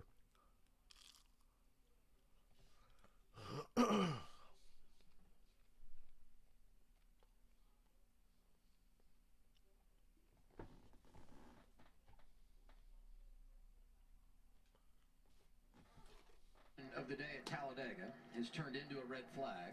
It's Blaine Perkins climbing from the O2. AMR safety team was right there to be by his The side. damage on Perkins' car almost And makes they no needed to sense. respond quickly because his crash was spectacular. So let's go back and see where everything started here, coming off. They were in the lead pack. 66 busted his ass off a 2. 66. He's going to come down and hit the inside wall very, very hard. And this is where the wall kicks out right there. And he did that. Oh my God! Fox, how'd you miss that? Barrel rolling down the backstretch. And that was The fucking 02 was barrel rolling and Fox didn't show it. Oh! From his race car. So Good God. You see he's going to get hit. What a flip. This is a violent flip, too. Holy shit. And here comes the barrel roll. Right when you get sideways like that, it starts to bite, and then off it goes. And at this point, you hope when it's up in the air that it doesn't land on the roof. God. Parts and pieces just coming off that race car as it barrel rolls. I was sitting there worried about the 66. Said 6, 7 times I think I saw that car go around. Yeah, some big hits within the rolls, right? The revolutions at that speed usually isn't bad. It's the impact. Fucking when you come insane. down back onto the racetrack. Those are the ones that hurt. Parker Klickerman barely missed that too in the 66. Lost it. Tagged and the right rear sends him up like that. And this hit. As far as multi-car wrecks with only a few cars, that's as bad as it gets. Something to give there, but the wall comes out on a little angle there to allow the safety crews to get out on the track, and that angle is not forgiving. As you can see, parts flying off. I was like, where'd that tire come from? Oh yeah, it came off the 02. He barrel rolled. And that car disintegrated while it was rolling over. Wow. Under red flag now as NASCAR addresses all That this. was bad all around. Everything about this wreck was brutal.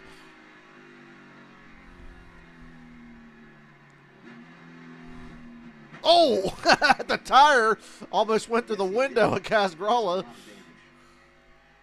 at this. Thank goodness it hit the front. Oh, man, that smashed that front end. I don't know what the data would say, but he had backed completely out of it to avoid the incident. And then, wham, that tire comes down and gets him. Jay Buford was in the Look at the box. damage the He was tire the did to other driver Casgrala's car. on the front end. I'll be right back. of the Gotta go throw this accident. trash away. And this is going to end our second stage. We'll get them going again and do everything officially. But Jeff Burton was leading when all this happened. And he will end up getting his third career stage victory. You see the hood there on Casgrala's car. Pushed in a little bit from that tire. I mean, dude, you hit a tire. That's like the scariest thing for all of us, right? Because that thing's going to get a launch. It's hitting a very heavy basketball, right? It's got air in it. That A lot of thing's energy. gonna launch. Mm-hmm. Thank God everyone's okay on this one. There's some big hits there. Obviously the rollover, but also that inside wall hit, the tire. Things could have looked a lot worse on this one. I'm glad we went to commercial to make sure everybody was okay before we came back and showed the replay. But certainly a nasty hit. Just a big reminder of why we say Talladega can be so intimidating and intense as a driver, because moments like this can happen at any time. Glad everybody's okay. But everybody in the pack, not only are we thankful that these drivers were able to climb from the race cars, also lucky not more involved. Holy shit. Under the red flag here in Talladega. Two of the worst wrecks I've ever seen at Talladega happened simultaneously.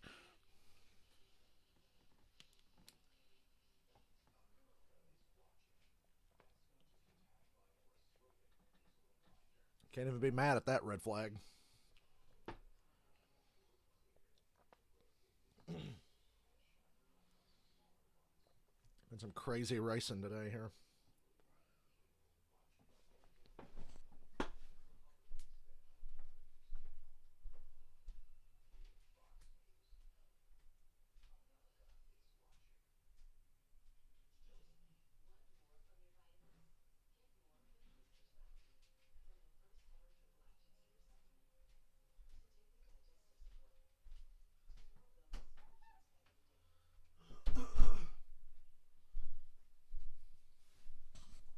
Wow.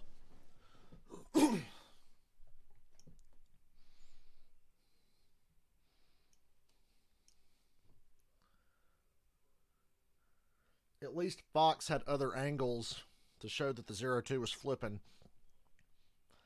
That could have easily become an Elliott Sadler Pocono situation where they don't even have a fucking angle of the wreck at all. And Kurt's getting the worst of it.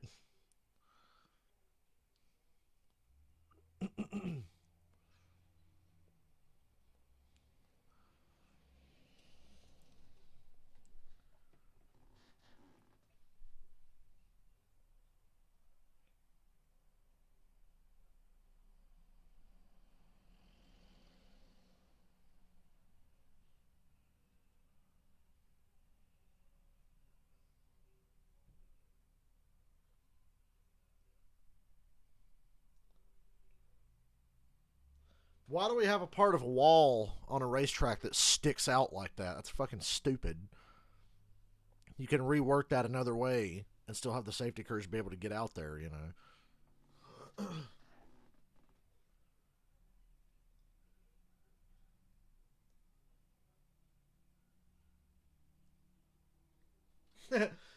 Michael, somebody made a Photoshop and it says, a type 1 diabetic who mastered the super speedways, Ryan Reed, the two-time Xfinity Series Daytona winner, is officially added to the 75 greatest drivers list. Fuck off, NASCAR.com.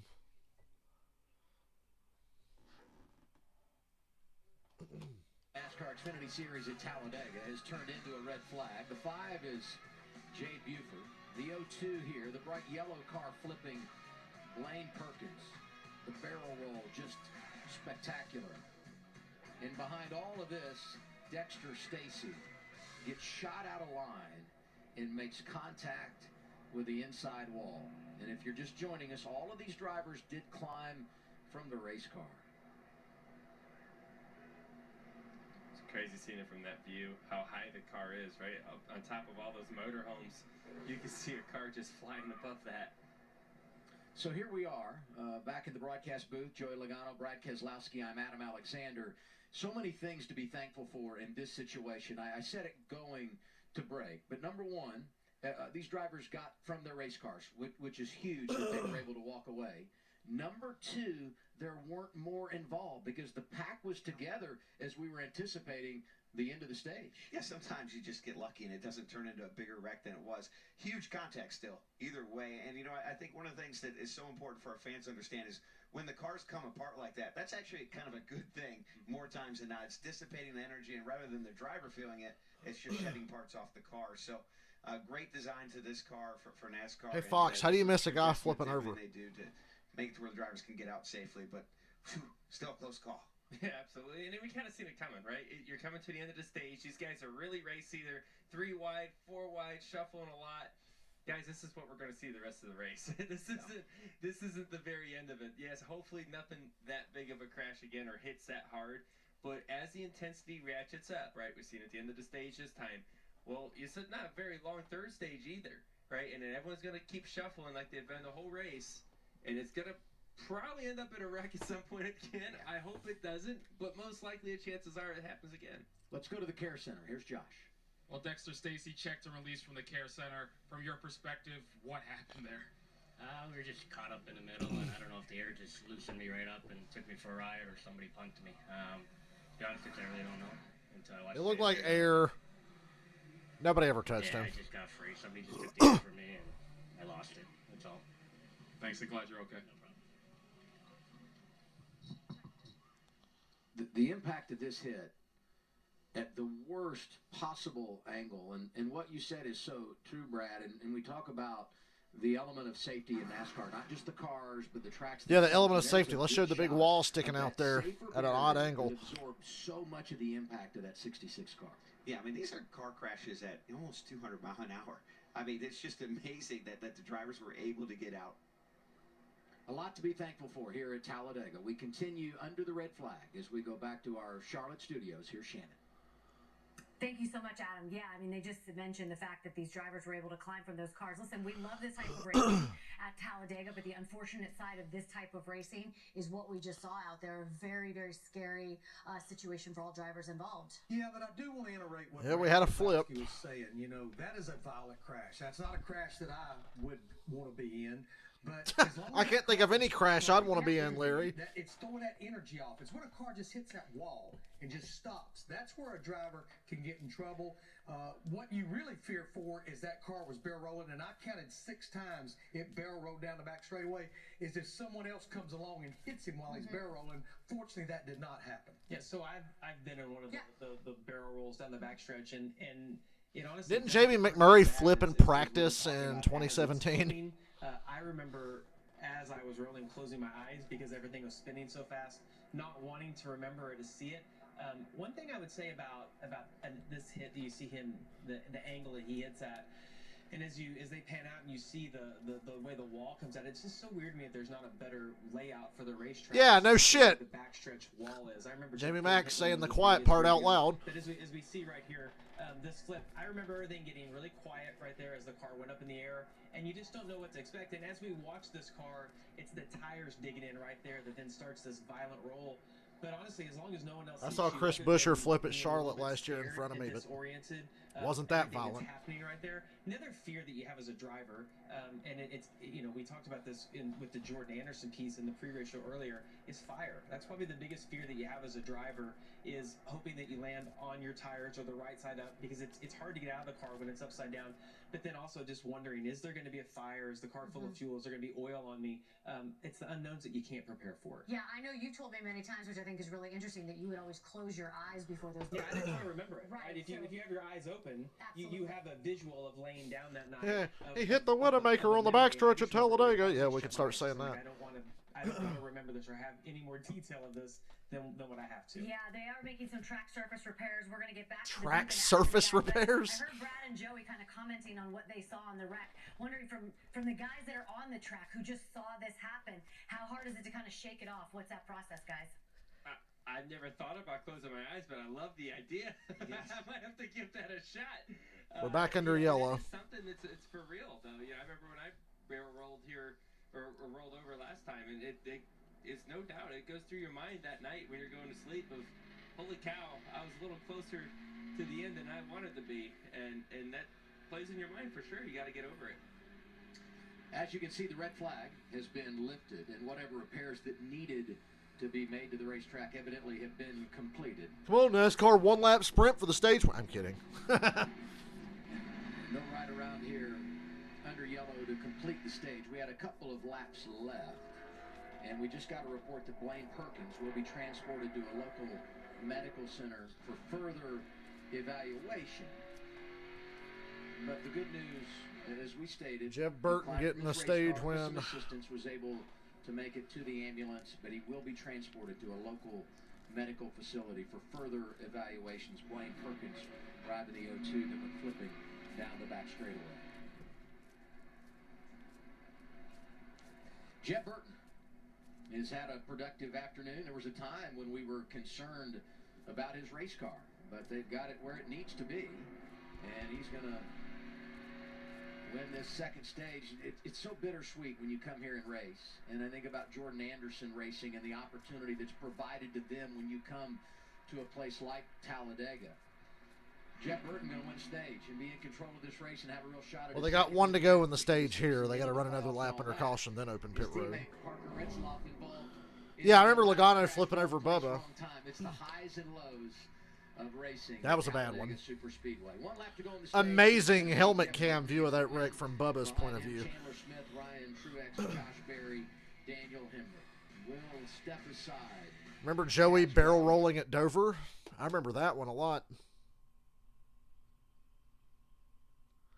Somebody flipping like that in the corner at Dover.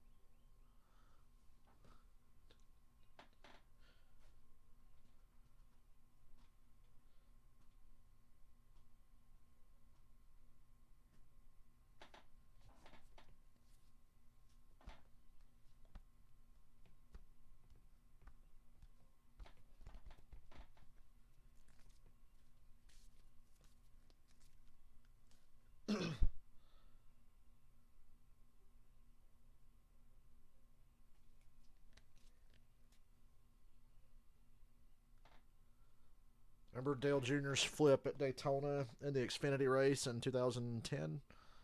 2010, I think. I know he flipped there in 98, too.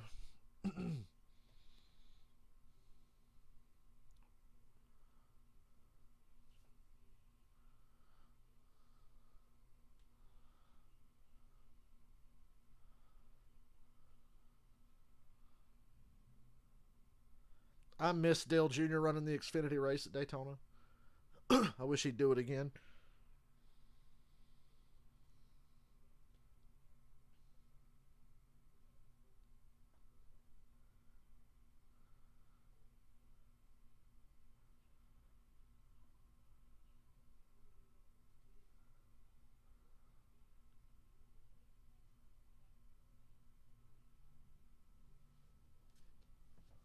Still can't believe Fox didn't catch that flip the first time. Fucking idiots. Yeah, they just showed in that commercial Joey flipping over and flying towards Bubba.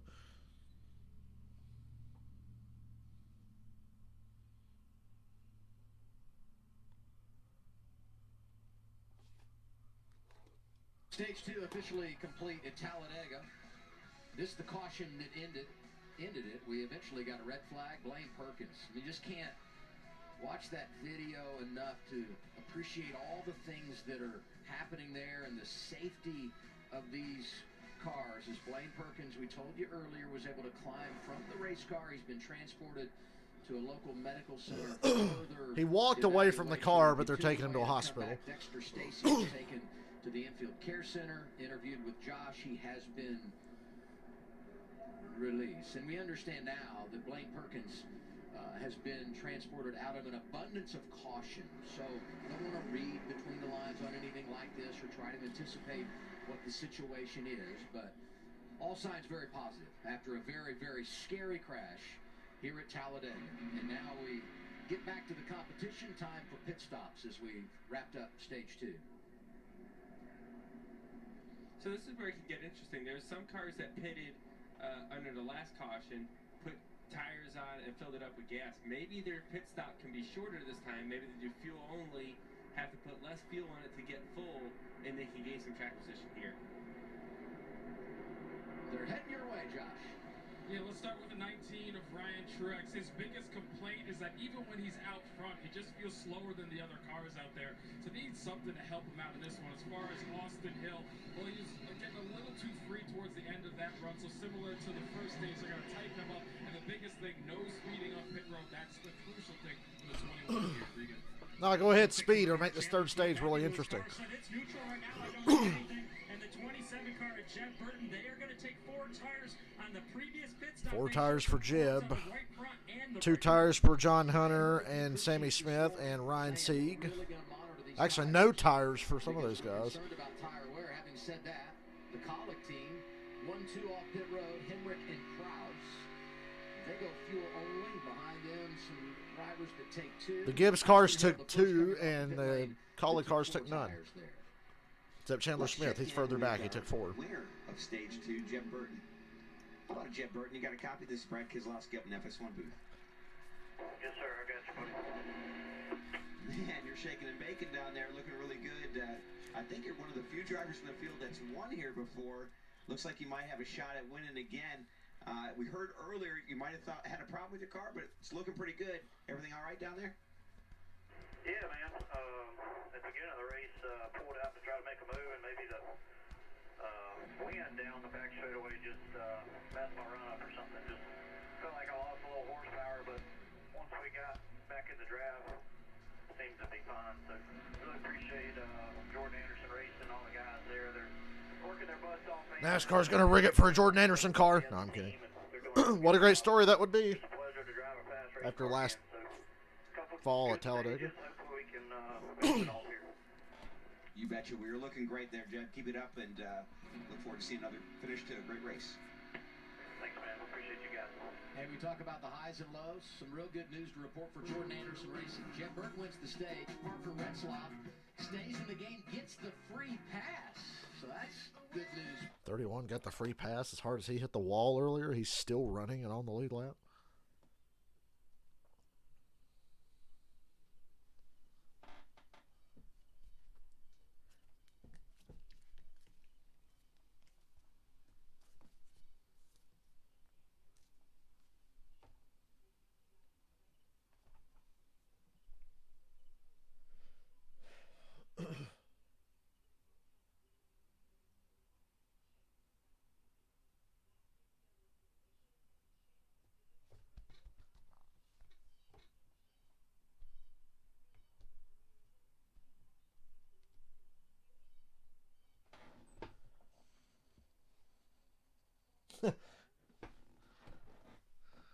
No tires, but I guess they waited on fuel.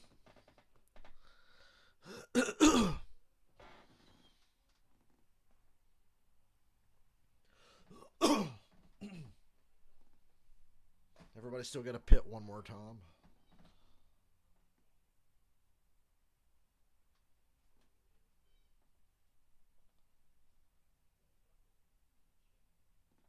I would have probably taken my tires there and then the rest of the day do 2 or none.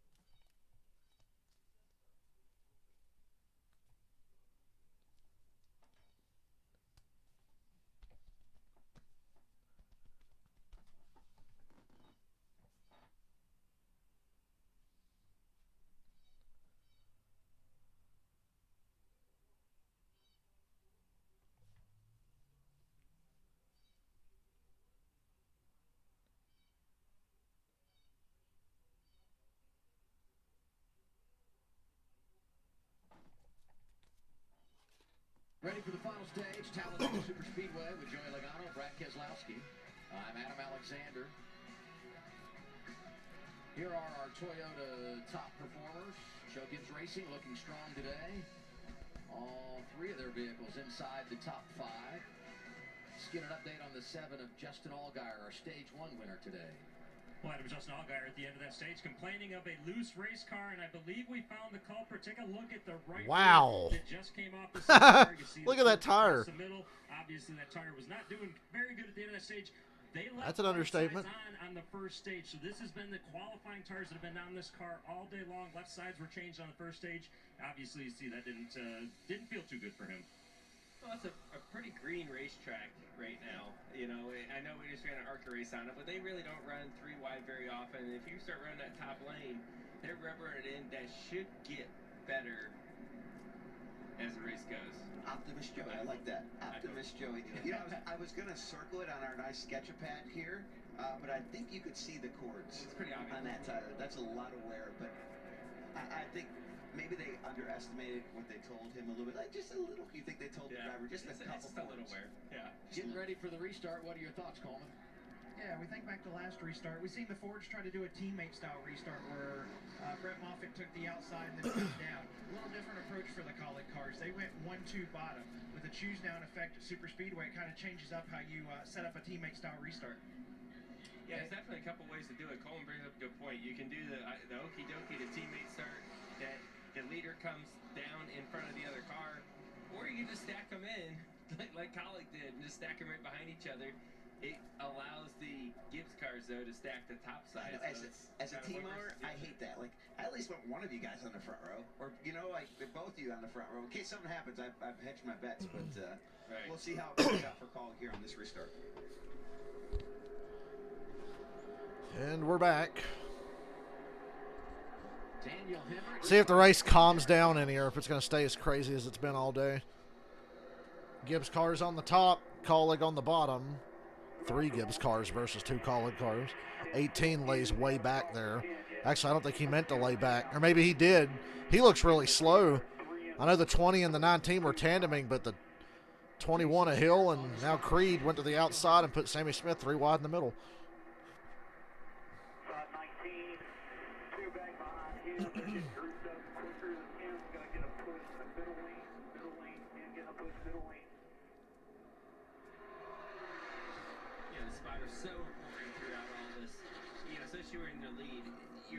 Got to, I always say, paint a picture. Tell me what's going on 2-3 rows back. till I know what lane I need to be in. That is the most important information. Your spotter's got to understand it too. It's not just saying what it is, because there's a lot of useless information your spotter can tell you and actually hurt what you're doing. So your spotter has to be very educated on the draft itself as much as the driver, so you can get the information needed. Looks like that restart choice worked out. Daniel Hemrick's going to maintain the lead with his teammate in third place. Look at these guys pushing up top. Now you can't lock bumpers here, right? That's the Xfinity. Oh yeah, can't lock bumpers. The Cup cars, they can lock bumpers and push all the way around if they can. The Xfinity cars, to prevent The two Collier cars and the two Gibbs cars are up against the outside wall, and the inside line is dying. stay there a little bit and give them some taps. Is it choo-choo time, or will someone make a move from the top? You can't just make it a solid push and push through. That's a good group of cars on the very bottom. Yeah, excited to see Burton, the Ford Junior Motorsports cars, and Parker Kligerman. I look for Austin Hill here to go from the top to the bottom.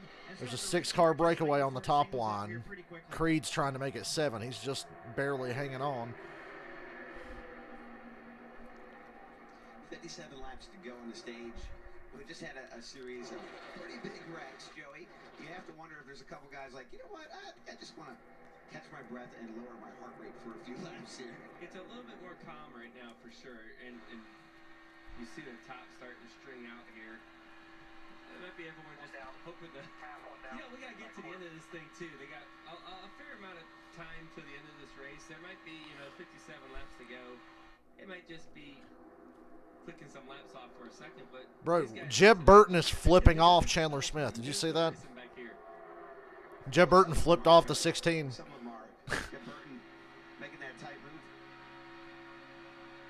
This heart rate deal. Aggressively side drafts the 16 now. Jeb's trying to lead that top line and catch up to the top 7 that have broken away. He's going to catch them. Jeb's got a really good car. 161, 163. And as you see the top cars there in front of Jeb Burton right here, they're all single file, very disciplined with each other, running very, very top. And that's the fastest way. And I think as they stay like that, and if they stay that disciplined, which it looks like they are, that top lane of this 3-wide racing that you see towards the middle of the pack here, it's going to keep drawing it up, right? They're going to keep pulling the top lane up. Yep, that top line is dominant now. There's 3 cars on the very bottom. That's it. Could get up there. He did not. So now, hey, Greg Galding's in the top 10. The Junior Motorsports cars have the bottom lane. Jeffrey Earnhardt's 10th. Backwards fast, but And the field's single file. So this is what you got. This is how they're going to run until final pit stops. Unless there's a caution. On this restart with his teammates at Joe Gibbs Racing. I had a feeling this would happen after that last wreck. Toyota middle of your screen. Chandler Smith doesn't want to ride. He pulled out of line. But that inside's all over the place. And Raleigh pulls out and goes to the bottom. 6 or 7 cars on the bottom. 10 cars back. Pretty risky move at the time, but his teammate Cole went there. There's actually some pretty fast cars down there right now.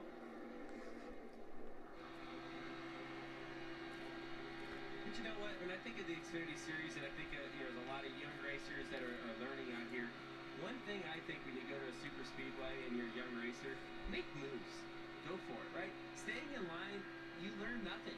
And you're never going to win if you don't learn. So you have to be Creed and Austin Hill pull out of line. The choo-choo train is no more. Austin Hill and Sheldon Creed and Jeb Burton made sure of that. They're 3 really good cars that have the power to manipulate this race, and it's working. And look at the blocks Jeb is throwing mid-pack. And now Hemrick's coming down to block the 21 for the lead. Yeah, that choo-choo train lasted a couple of laps. Now the very best cars are on the bottom. They qualified up front. They are quick enough to drive through the field, kind of uncommand, and you see that happen again. Oh, a lot of dicing around. Creed actually ditches his teammate. I'm not going to ride around in that outside lane unless I'm the leader. Starting to see the Now he pulls up in front of his teammate. Now Creed's the one leading that line. Now Hill sells him. Hill wants to be the one getting pushed. Right now the 21 and the 2 are fighting over who's going to lead that line. And Josh Berry's third and cuts up in front of Creed. Oh, my God. There's going to be another wreck here. So much for riding until final pit stops. They're blocking like there's 5 to go. Stayed together and took the lead, but they kind of left each other both out hanging. this racing works, right? Like, oh, we're all buddies, everything's good until one thing happens, and then it's, well, you did it to me, so it's game on now, right? And then you start to grow this offense against each other, and it gets tricky. Yeah, it does. You gotta work with people, but you want to win. It gets really hard. DW used to say frenemies. Yeah. Co-opetition. I think I've heard that. Co-opetition. We're bringing back all the DW-isms. Vortex theory, frenemies, co-opetition. You picked a fine time to leave me loose, wheel. We could have said that earlier. By the way, he hit an entire tire and wheel assembly, probably going 60, 70 mile an hour. I don't even know how that race car's still running.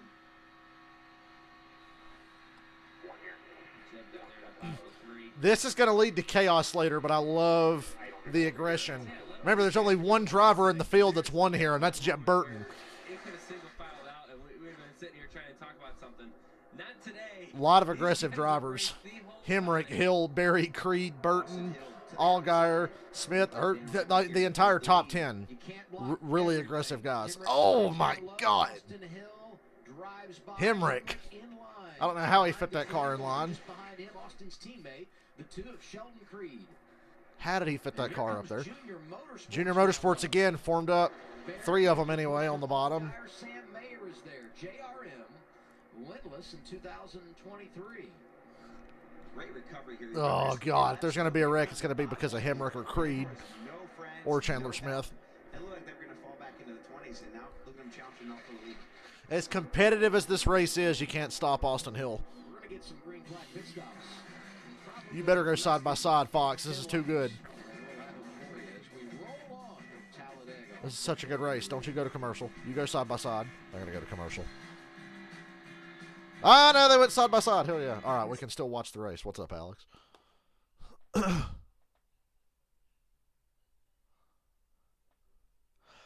Matt, I've been saying choo-choo train for years. It's funny. I've heard Iceberg say that, but I've been saying that for years. I shit you not. I've been saying that since like 2013. Because I think I started saying it like 2013 Daytona 500 weekend. I'm like, oh boy, choo-choo train. Oh my God, Sammy Smith crashed really hard. Caution's out. You can go back and look at my streams from the last couple years. And I'll be like, guys, are you ready? Choo-choo. But, I mean, it's the easy comparison to make. I'm not surprised that everybody says that. Because when they get single file like that and they're rim riding around the top, it just looks like a big train. Hope Sammy Smith is okay. That looks like a pretty hard hit. And he just barely didn't hit the part of the wall that the 66 hit earlier that's sticking out. He all right?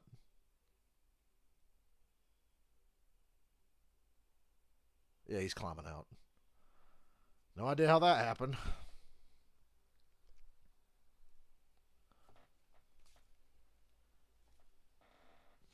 Wow.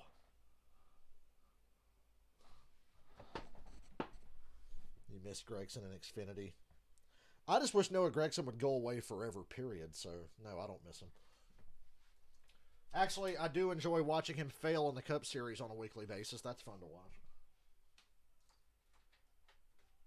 I guess he'll be doing that for a long time until they figure out he was never actually that good and he goes back to Xfinity. Some guys just aren't built for the big leagues. Noah Gregson's not built for it. He doesn't have the brain or the heart. He's just a fucking moron. He's got a lot of talent, but he's just a moron. He can go back to Xfinity one day. Our fourth one of the day. It's for the rookie, Sammy Smith.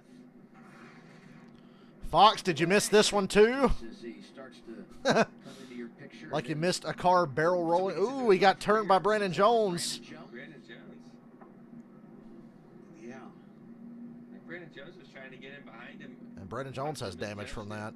Oh my God, what a hit. Looked like Brandon got a decent amount of damage too. I miss AJ Allmendinger in Xfinity. I don't know what was there before the contact, as you see Sammy hit the inside wall, but it looked I like miss Justin Haley in Xfinity, especially at Talladega. Big hit. Look at the nose of the 9. You would call that evidence in a trial It's an court here. interesting type of damage, though. It almost looks like I've never seen damage like that in my entire life. that kind of centered up like that. Is that a bump bumper that would punch it in. I wouldn't think. It's like he hit a telephone pole. Yeah. But that's what I saw that damage, and He got backed into, obviously. Yes. I wouldn't be surprised to see some guys pit here and top off. You can't make it from here, but it's not going to stop people from possibly trying if they get a shit ton of cautions. That much damage, he might not have good handling. That looks, attorney. yeah, that was good, Joe. You keep working on it. That looks like the left rear tire, if I had to guess, but. Good news for Sammy Smith. When these things happen to a rookie who had never been to Talladega, he's got a win to fall back on. Yes, that is one of the good things. Like, you want to have a win coming into Talladega. Some guys are going to pit here. Either coming out of here or coming in. Either if not everyone. Both would be nice, actually. You don't want to be on the other side of either of those. It's an interesting caution period because it's falling right at the edge of the fuel window. And these guys... I think you got to pit here. It's a nice thing to do for his team, but they're going to fill him up with gas, and they're going to say, oh, boy, this is going to get really close. We think these guys can run somewhere around 43 laps on a tank of fuel. You do the math here really quick. It's about 48 laps to go. By the time they go green, it's going to be close to 43 laps. So he's going to have to do a lot of that fuel saving if they're going to have any chance to make this to the end after the pit stop. It's hard to save fuel here. Right? I mean, you're on the gas. It's impossible to save fuel when they get single file against the outside wall and choo-choo train around, especially if you're the leader. And that tends to happen late in these races until there's a caution with like 15 or 20 to go. You're leading, too, because you can't... Oh, when you're leading, it's the first, right? Yeah. You're the wide open the most. You know, what's funny about that is I asked Andy Street today, what kind of number are you looking at to make that final stop? Most everyone in the garage said 68, 69. Andy Street said 70 plus. You got to pit here. Pit. My driver's going to be leading a lot, and my fuel... Austin Hill stayed out. Sheldon Creed stayed out. Wow. I think that lost them the race. RCR stayed out. That's a big mistake, I think. The 11 of Daniel Hemrick coming into pit this time. He's been happy with that car so far. Just like a little better track position as they come in and get fuel, Regan. Huge mistake. Smith, you see an adjustment there. He's sliding the rear tires too My much. opinion. Just a little bit of help after the previous adjustment. And a side note on the two-car, Sheldon Creed, he was told to do whatever the leader did. The leader stayed out, so didn't he. Everybody getting some fuel. And they do it with 47 to go, and they're going to run a couple more caution laps. Yeah, it's going to be tight, but there'll be more cautions. Somebody will make it, at least to the end of the scheduled distance. I'll be right back. I'm thirsty.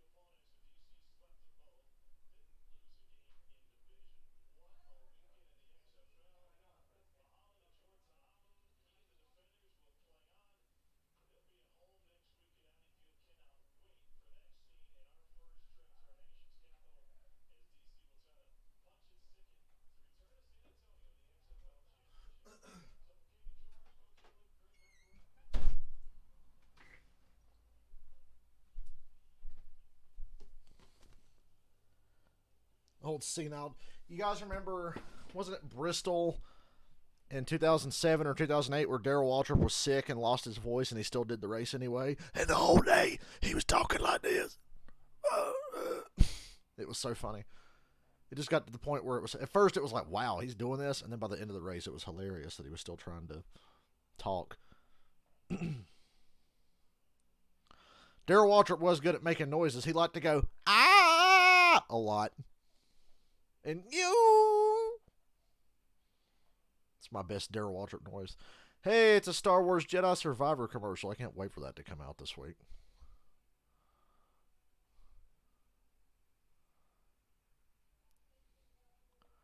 Totally bullshitted my job into giving me next Friday off for when that game comes out.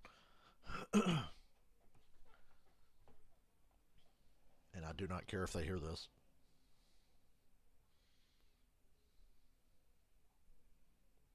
You already gave me Friday off. Can't take it back now.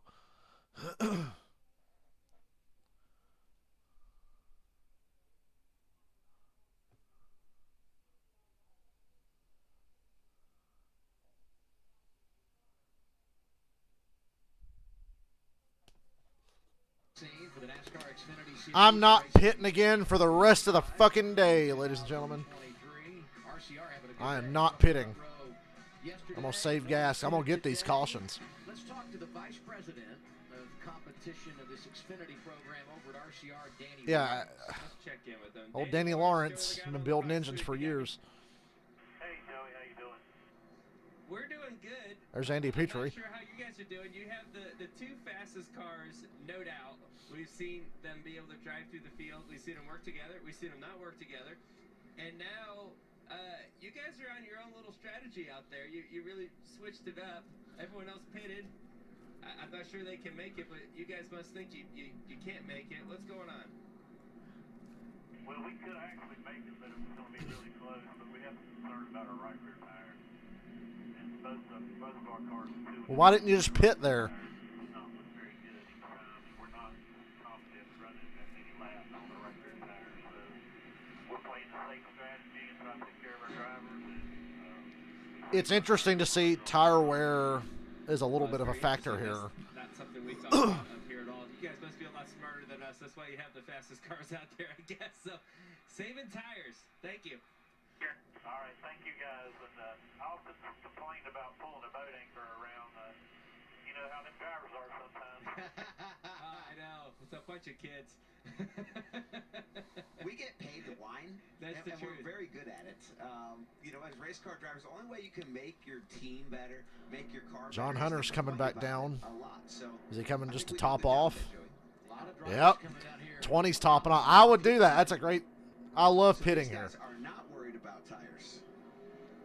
Yeah, I'm not pitting the rest of the day. Fuck tires. Reed second Till the behind fuckers shred apart, I ain't worried about it. This is a new play, huh? Yeah, it was a 50-50 split here, what we could have done, because the reality is we don't know if the right side tires can make it, even if we put them on here. So obviously we put them pit. So RCR is worried that even if they did pit there, the tires wouldn't make it, and they're banking on everybody else having a similar problem. 4 laps short right now with no caution. And they're fucked if there's no caution. I mean, this is just, to me, it's very interesting that no one else This is an really odd worried deal about here. Their tires besides these cars. Oh, Fox waited till 45 to go to start showing little kids in the stands. So they'll get another shot at it. What do you think? Yeah, I mean, you can put your tires on there. There's probably more yellowish. It's not like you're going to run 45 laps green, I don't believe. Yeah, you're right there. If they're that concerned about their tires, if it does run green, are they going to greenside pit stop, or are they going to wait for their right rear tire to blow out? It's kind of a situation, like a real. It's a tough This call. is quite a To quandary. be up in the booth right now. And this race today really has felt pretty clean by Talladega standards. Wouldn't you guys say so? I mean, last year we had 10 cautions in this race. And I know that anything can happen. Adam, are you okay over here? I know, but I'm just thinking about how this plays out. You look at the trends, and no doubt they probably are going to want to caution at some point. Yeah, I would be shocked if we don't get another yellow. But I've been wrong before. If they get another yellow, they'll have the chance to put those tires on and not have to worry about it. I've also seen here a number of times where tires at the end of this race can be important. And keep in mind, they have demonstrated all race long. I hope Talladega continues on this trend of tire wear mattering. I doubt it does tomorrow, which would really help the race tomorrow if it did. The plate package and cup's not the best. It's not the worst, but it's not the best. Some tire strategy would definitely help tomorrow, I think, but I doubt you have to worry about that. Look at how many cars picked the outside line on the choose. It's insane. It's like over half the field. So like 3, 4, 5, 6, 7, 8 cars that pick the bottom line out of the entire field that's left running. Okay, so everybody but the 2 and the 21 thinks they might make it. But RCR is worried about tire wear. That's the story here. Lost Sandy Smith. One of those drivers going for the dash for cash. So the 21 and the 2 leading this race right now feels kind of irrelevant. Back there in 12. Especially if it goes green all the way, which I don't think it will. Out of curiosity, I'd love to see it go green.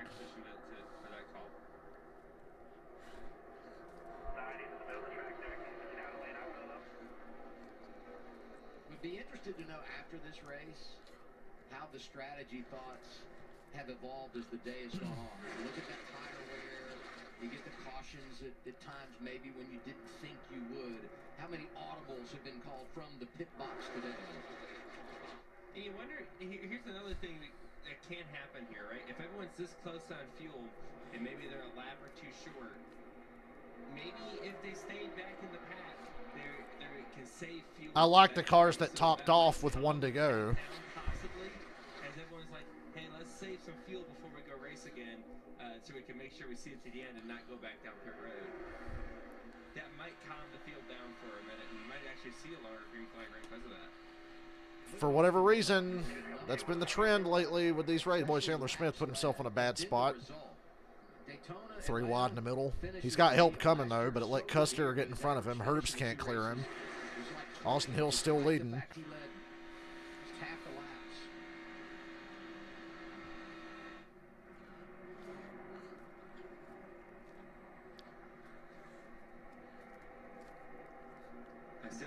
Custer.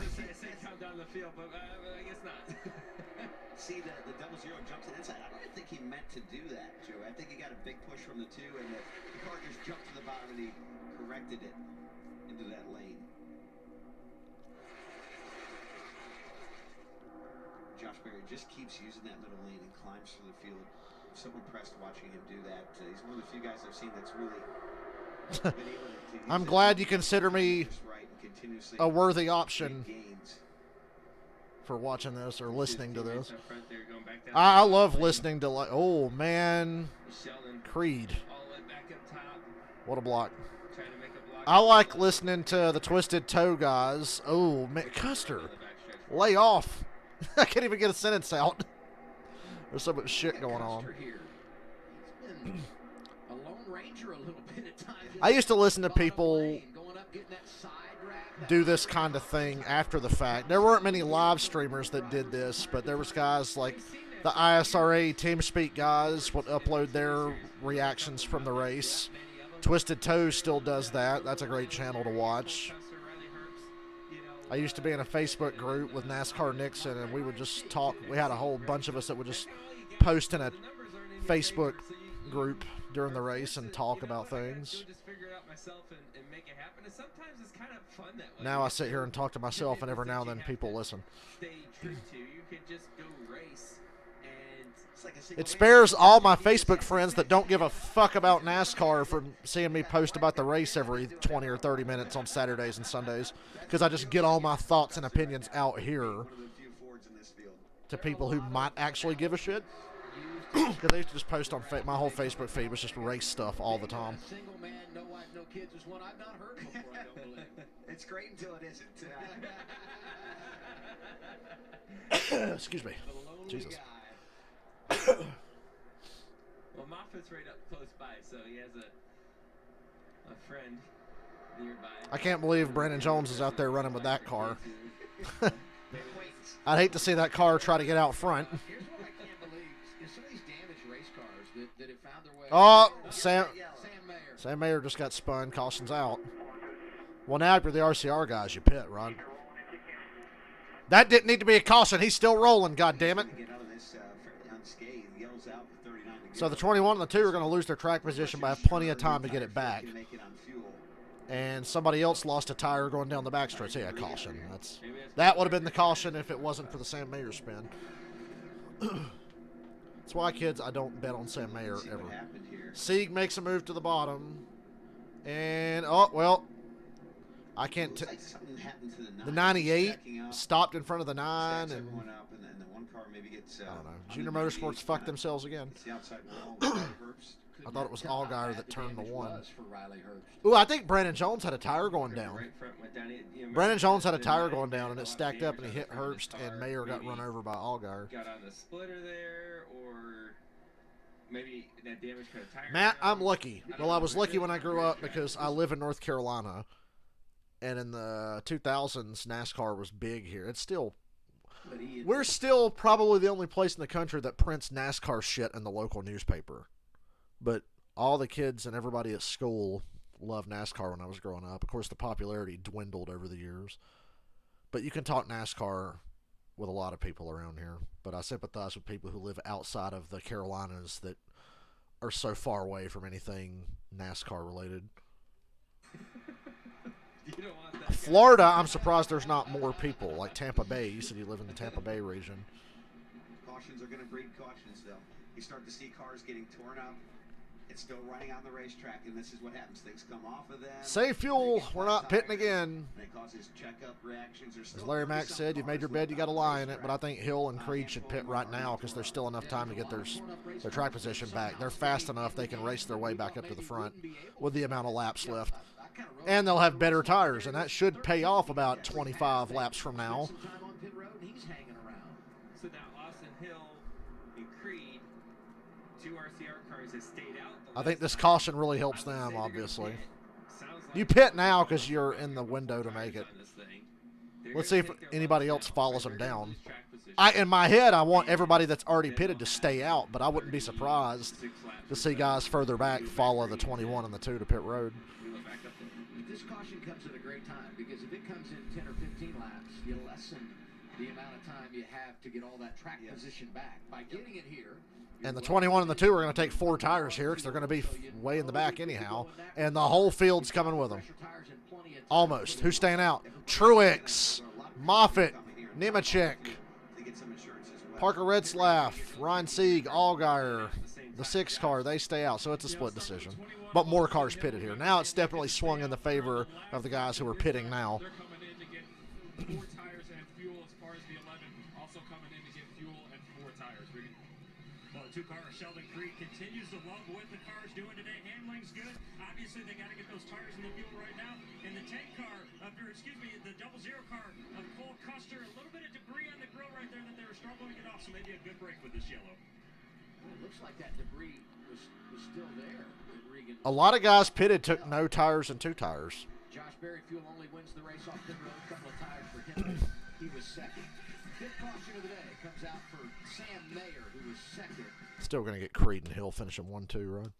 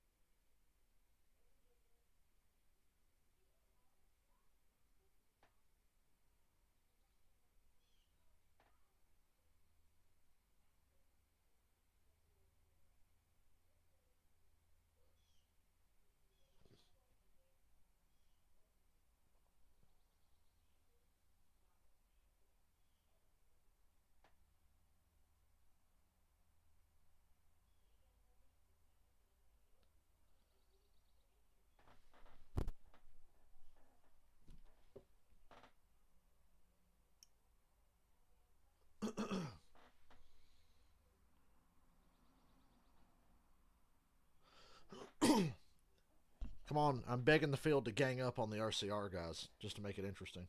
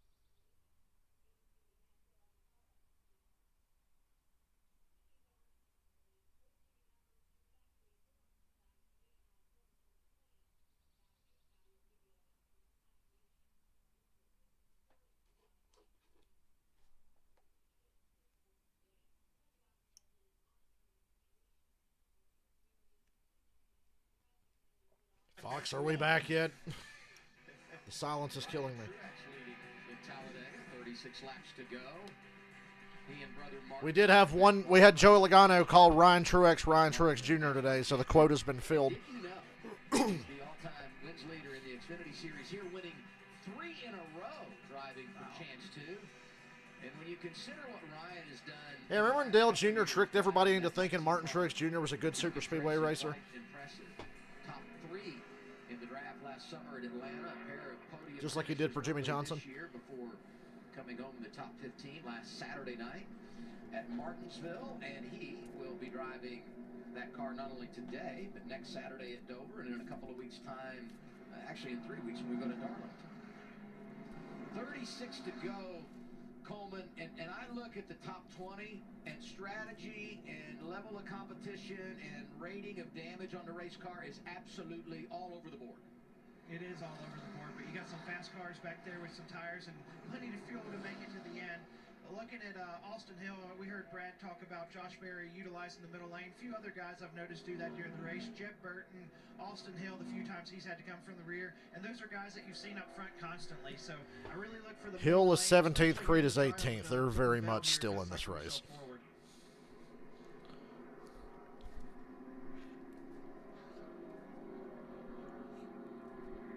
Okay, well, they're lining up, I believe, for the choose here, right? Choose. Austin Hill, Sean Creed only fell back to 17th and 18th, so clearly they have plenty of time. And yeah, that's right, 17th and 18th. I thought maybe they would pop up a little more as a few more had come down. And depending on how the choose rule works out here, they could gain a lot of that back already. This choose rule here, man, I don't see one lane being better than the other right now, so you end up just picking the shortest lane and hope it's the right one. If not, make moves, because that's what everyone else is doing in this race. Coming up next, the MLB season continues on FS1. It's Brad's Tigers taking on the Orioles. It's just a Michigan day here on FS1. Got Brad in the booth and Detroit playing Baltimore. It's coming up next when we're done at Talladega, FS1 and the Fox Sports app.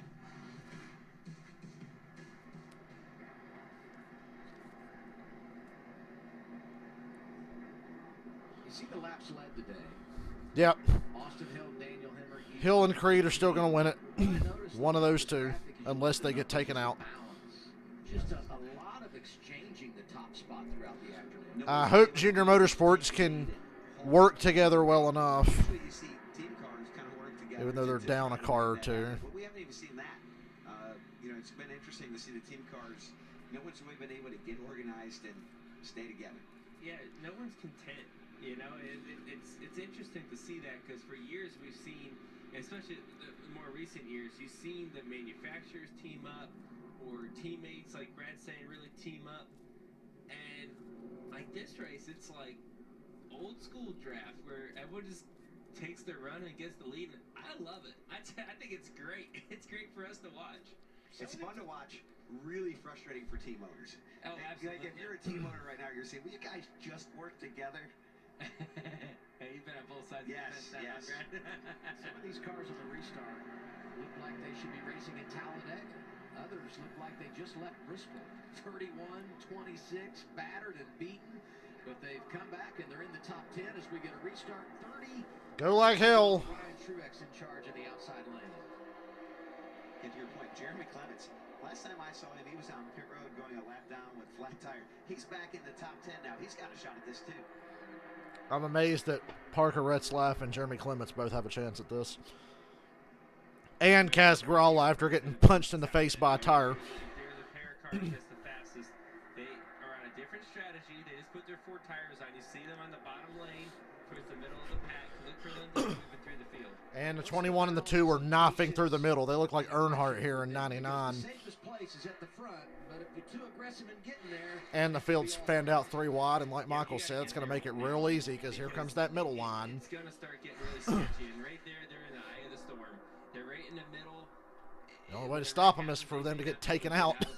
You gotta go. Moffitt's leading. Too late, and when you get trapped back there, or 2, you get caught up in the wreck. Brett Moffitt has put together a real nice afternoon. Working the front of the field in the 25. Quick update on the Dash for Cash. Barry's in the top 10, but the best of that group right now, John, Hunter Nemechek won last week at Martinsville. Earlier this season in California was second at Daytona. He can do it in the draft, and he's getting it done today. Four wide, Parker Kligerman way up top, having a big run on the back straightaway.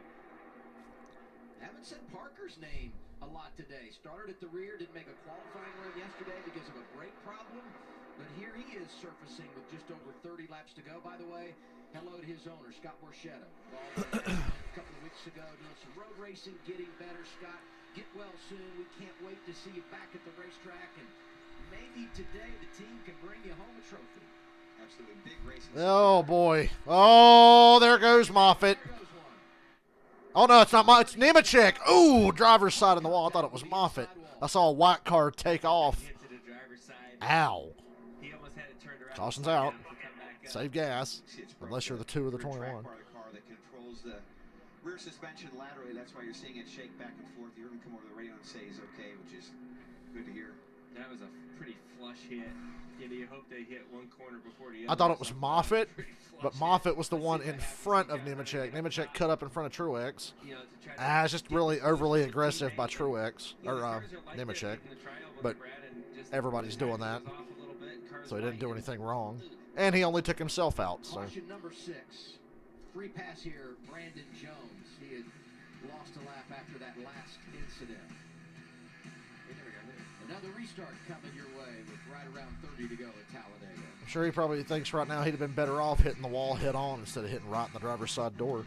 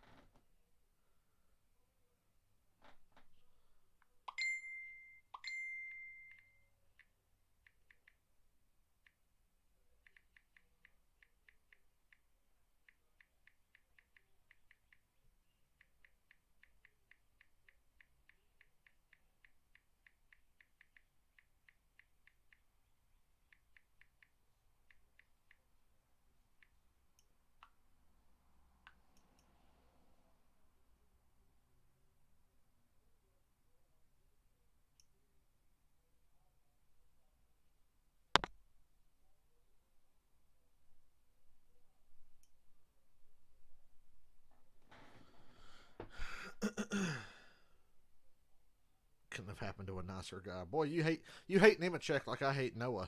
I think Nemechek's a dumbass a lot and drives over his head, but damn, you really don't like John Hunter.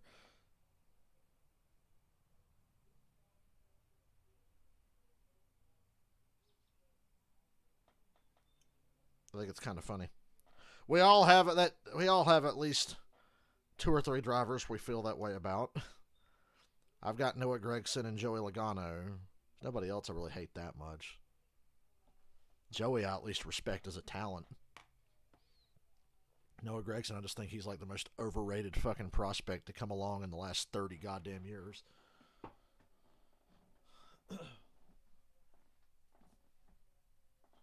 Never seen a driver so stupid get so rewarded for being a dumbass. Brian Vickers would be up on my list, but thankfully his dumbass ain't active anymore and never deserved to be to begin with because he's a stupid, no-driving motherfucker and his wife's a sex trafficker. Fuck you, Brian Vickers, and your wife. So yeah, Vickers would be high on that list. Danica would be up on that list. Parker Retzloff getting turned back in front of the field. He stayed in the game and being scored in the top 5. Oh, man, Brian Vickers knocked Dale Jr. down in the grass, and Jr. hit him back. Oh, that Jr.'s a piece of shit. Well, you know what? Maybe don't knock a man into the fucking grass. Into the 0-2 of Blaine Perkins, who went for a roll. Martinsville in the fall of 2011 alone is enough to prove that Brian Vickers is a stupid motherfucker. Hit Kaz Gralla, who's been able to stay on the lead lap. Oh, he's got blood clots. That doesn't make you a good driver. It just spared everybody from having to be on the same track as him. We see a little bit more happen later from that damage. Sammy Smith, one of our Dash for Cash drivers, so is John Hunter Nemechek. And most Yeah, recently, the 19 didn't even touch John Hunter. Ryan Truex His car just got locked coming out of the tri-oval. down the front stretch tri-oval. He's going to hit That's the crazy. inside wall hard here. A lot of contact, a lot of damage. Don't think he'll be able to return and win this dash for cash. I'd say he's No, done. It's a pretty good hit, mainly the right rear. You saw the track bar was knocked out of it. Obviously, the front end's pretty messed up as well. Restart coming when we return to Talladega. Moffitt. That's a long caution for a single car accident. Jeez.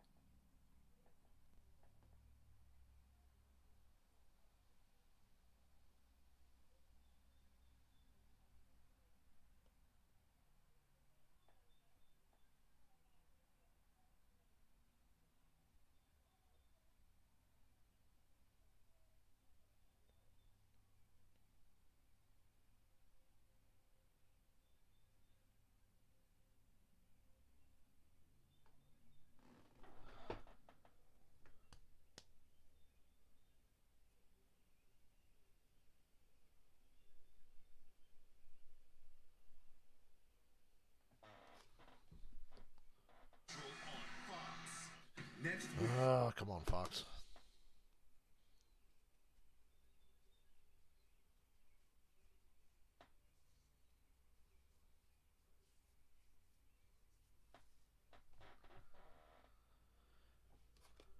When you look at the Only 2 drivers in the top 10 have ever won an Xfinity race, Hemrick and Hill. races here produced a first-time winner. Speedway racing has that ability where you get somebody up there that's not typically up there. Things can happen. Looks like there's a good chance today. Austin Hill says, forget about it. Regan, what do you think? Austin Hill's a gangster, forget about it. Allgaier actually just pitted to take 4 tires. They had 1 set left. A discussion between him, crew chief Jim Coleman, as well as spotter Eddie DeHaan was basically, we're in 15th right now. Our best bet to get back up to the front. Am I crazy, or is that an optical illusion on the roof of the 7 car that makes the right rear part of the roof look higher? I don't know. That these cars are not very stable. Especially, and you see the track bar coming out of the 20 right there as he's trying to back up. Look at the rear end moving all over. That's going to be the end of his day. But to the point of these tires, though, they may be worth more than you think. And I kind of like Justin Allgaier's call here. I'm back at 15th already. You don't do that from running inside the top 10. But if you're that far back... How has this caution been this long for 1 car hitting the wall?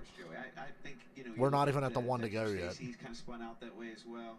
I thought we would have come back for commercial and they'd be doubled up and we'd be coming to the green right now. Starting to slide around, so maybe tires will be an advantage here at the end for. Are they going back to commercial again? What the fuck is the holdup with this caution? 1 car hit the wall and drove away. How are we still under caution? Like, hello?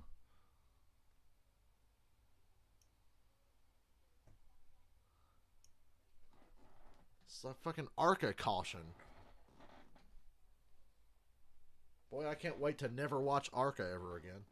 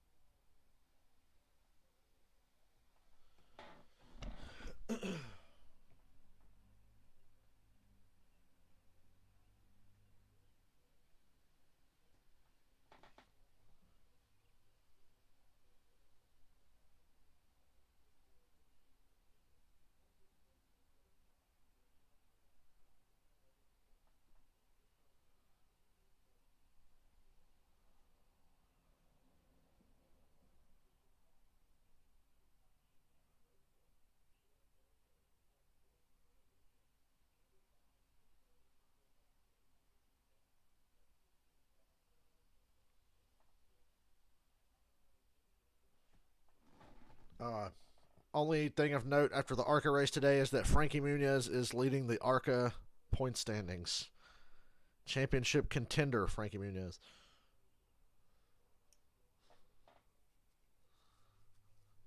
Honestly, it just shows how fucked up that series is. But it's still awesome.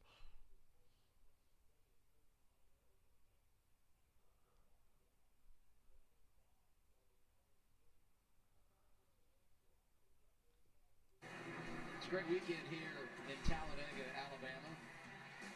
And if you're a NASCAR fan and you couldn't be here in person, you see it all, don't you? Even some things you wish you hadn't. Right. That's part of the experience. Nobody parties harder than the people in Talladega. I mean, it is an event. I was just telling these guys, we got down here Thursday night with my family, and there was already people camping. And I can tell you that night, even we park in the family section here, so. But I can hear the not-so-family section going at it even on Thursday night. Hudson said, Daddy, what's going Ew, on? Joe Logano heard cousins fucking each other in the infield at Talladega. You heard him. Long way from Connecticut, right, Joey?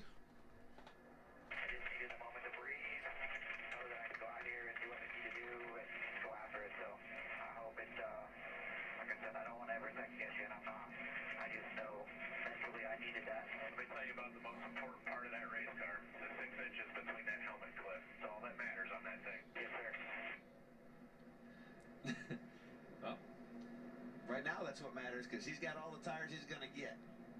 It's time to go run the next 26 laps here as we go green as hard as you can. ARCA race fucking stunk to high heaven. Jesus Christ. 15 laps today. Was the rookie of the year in 2000. Won't make that mistake again. Truck champ. If I watch another ARCA race, it'll be while I'm laying in bed taking a nap and not streaming it. With different teams. This year landed with AM Racing, who is a startup group. They've been racing other places, most notably Craftsman. This has been a fun race. Start this Xfinity program, develop the alliance with Stuart Haas. And they've waved off the fucking restart. Find his way to the front. Why? God, just compliment this race. They do something stupid. We've ridden around under caution forever for a single car spin, and now we're waving off the restart again for no reason. Are we just trying to help the guys that are close on fuel, I guess? If he can execute today, get this win, he'll find himself locked in. In the interest of competition, we've added another lap. Have a chance there, right? I mean, look at the top 5 cars up front there. I mean, they've never won before, so they're right at it to be able to get one of these things, right? And then don't look too much further back. You have a champion in Hemrick. You have Austin Hill, who showed how much speed he's got in his race car. Parker Kligerman, who was fast in Atlanta. He could pop up there before you know it. Creed, you know, he's fast.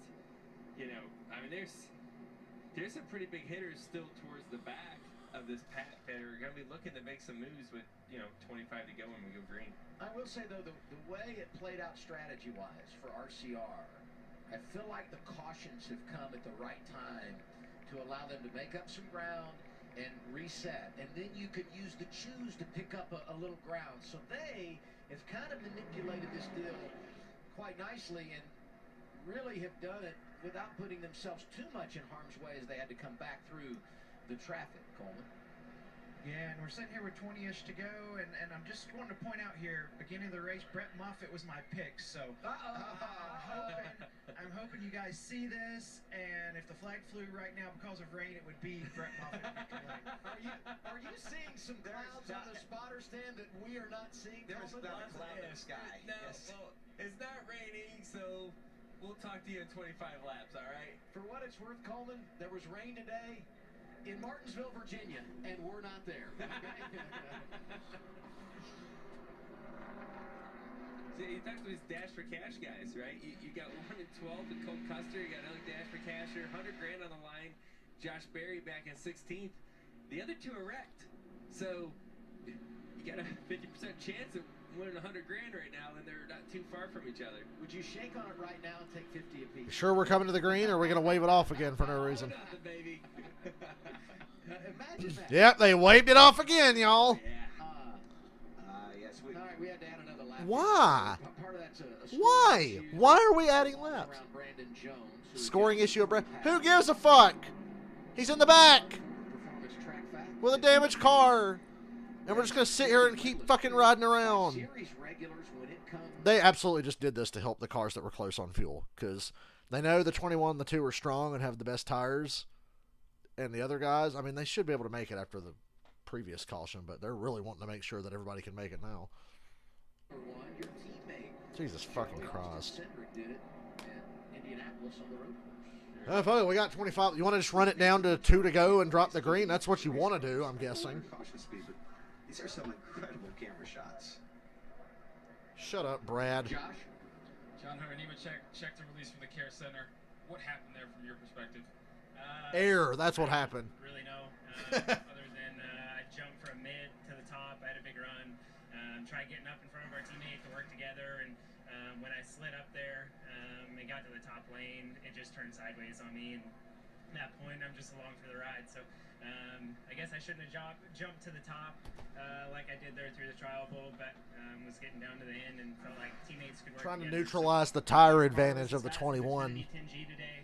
We were able to push and get back through the field. So thanks. So they keep Mobile fucking and adding everyone laps of for, caution. Joe Gibbs Racing on this 20 team for bringing a fast piece, and hopefully we can throw this one out and go to Dover and get another checker flag next week. Thanks, John. I'm not going to lay down favorites this far in advance, but put him on the short list next Saturday at Dover. I mean, he's always good there, and you know Joe Gibbs Racing will bring a strong Toyota for him. Already 2 wins this season. We've been watching from the booth this drone that's working the tri-oval. Oh my God, you've been watching anything but, oh, there's the drone. Our Fox production Got enough time to get the drone on camera now. Who cares? piece of technology in play for our NASCAR's like, add another lap. They haven't talked about the drone today. Watch this. Distracting at all? Could it be for a driver coming through and you see something like that out of the corner of your eye? You see it. You see it out dude, there, yes, and yes. it's kind of cool. And there's 2 of them. That's the smaller You see the little grandstands they have on pit road behind all the pit boxes? Wouldn't you put that further down at the start-finish line and make that like a premium seat option? Just saying.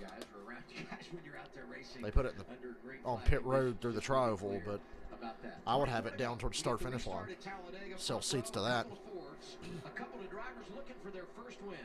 Brett Moffitt in the All right. 39. Austin Hill's still going to win this race no matter what happens, so here we go. NASCAR, you need to add about 20 more laps of caution to even have a chance of keeping Hill from winning this. And even then, it wouldn't work. running together on the bottom lane. They hang out Sam Mayer back there. Moffitt, Sieg, Casgrala all hooked together, but the 21 is on their bumper. The 3rd place car down there is pushing really hard. I wish these 3 on the bottom would stay committed to staying in front of the 21, but we all know the 21 is going to clear and then shoot to the top here. First chance he gets. And he's got Parker Kligerman with it. There he goes. What did I tell you? Parker couldn't get up there. Oh, yep, Parker does. Parker does. All right, well, maybe Austin Hill's my ticket to a possible race win. So let's go Kligerman and Hill. I'll take my chances on trying to shuffle Hill out later in the race if I can just get to the front. His goddamn teammate's still up here, though. Don't you hang out, Parker. Parker, you stay in that line. Look at Moffitt's lead. Don't let that hole open up. You know, Casgrala's got that damage from hitting that tire. You know, I'm not sure he's going to be the best leader. Sieg takes the run down the back. Just cannot believe Clears the 25. 6 for Sam Hunt Racing is making it work, but he is. Yeah, I mean, he's doing a good job staying up there. You can tell his car's slow, though, right? It's just by these moves that are happening to him. He's got to keep someone in front of him, right? He's got to hide himself from the wind, and, you know, he's just not going to be a great leader. Just 2 by 2, there's no third lane. 2 by 2, there's no third lane. And just to remind people, he hit a tire and wheel assembly going. As a guy who has money on the 48, I wouldn't mind getting this strung out single file around the top. It's pretty basic. Absolutely. Preserve my chance to win here. Car sounds a little strange there. I'm sure what the noise difference is about, but I'm sure the air going over it's a little different. He's in that low lane. I really wish Creed wasn't the one leading the bottom line. If we could just shuffle Creed out, we could take a chance on Hill. We don't need 2 of them up there.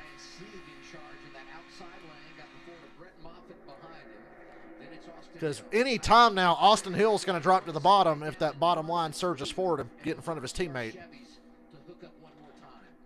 and then everybody. Yeah, you see they're side by side right now. The 21's not quite clear. Now he is. And he's kind of hanging up there. It's interesting with the 39 and 25. Both Fords were sitting 14th and 16th in points. Both of them kind of close to that playoff cutoff line. Wanting a little bit more and a win would be huge for them.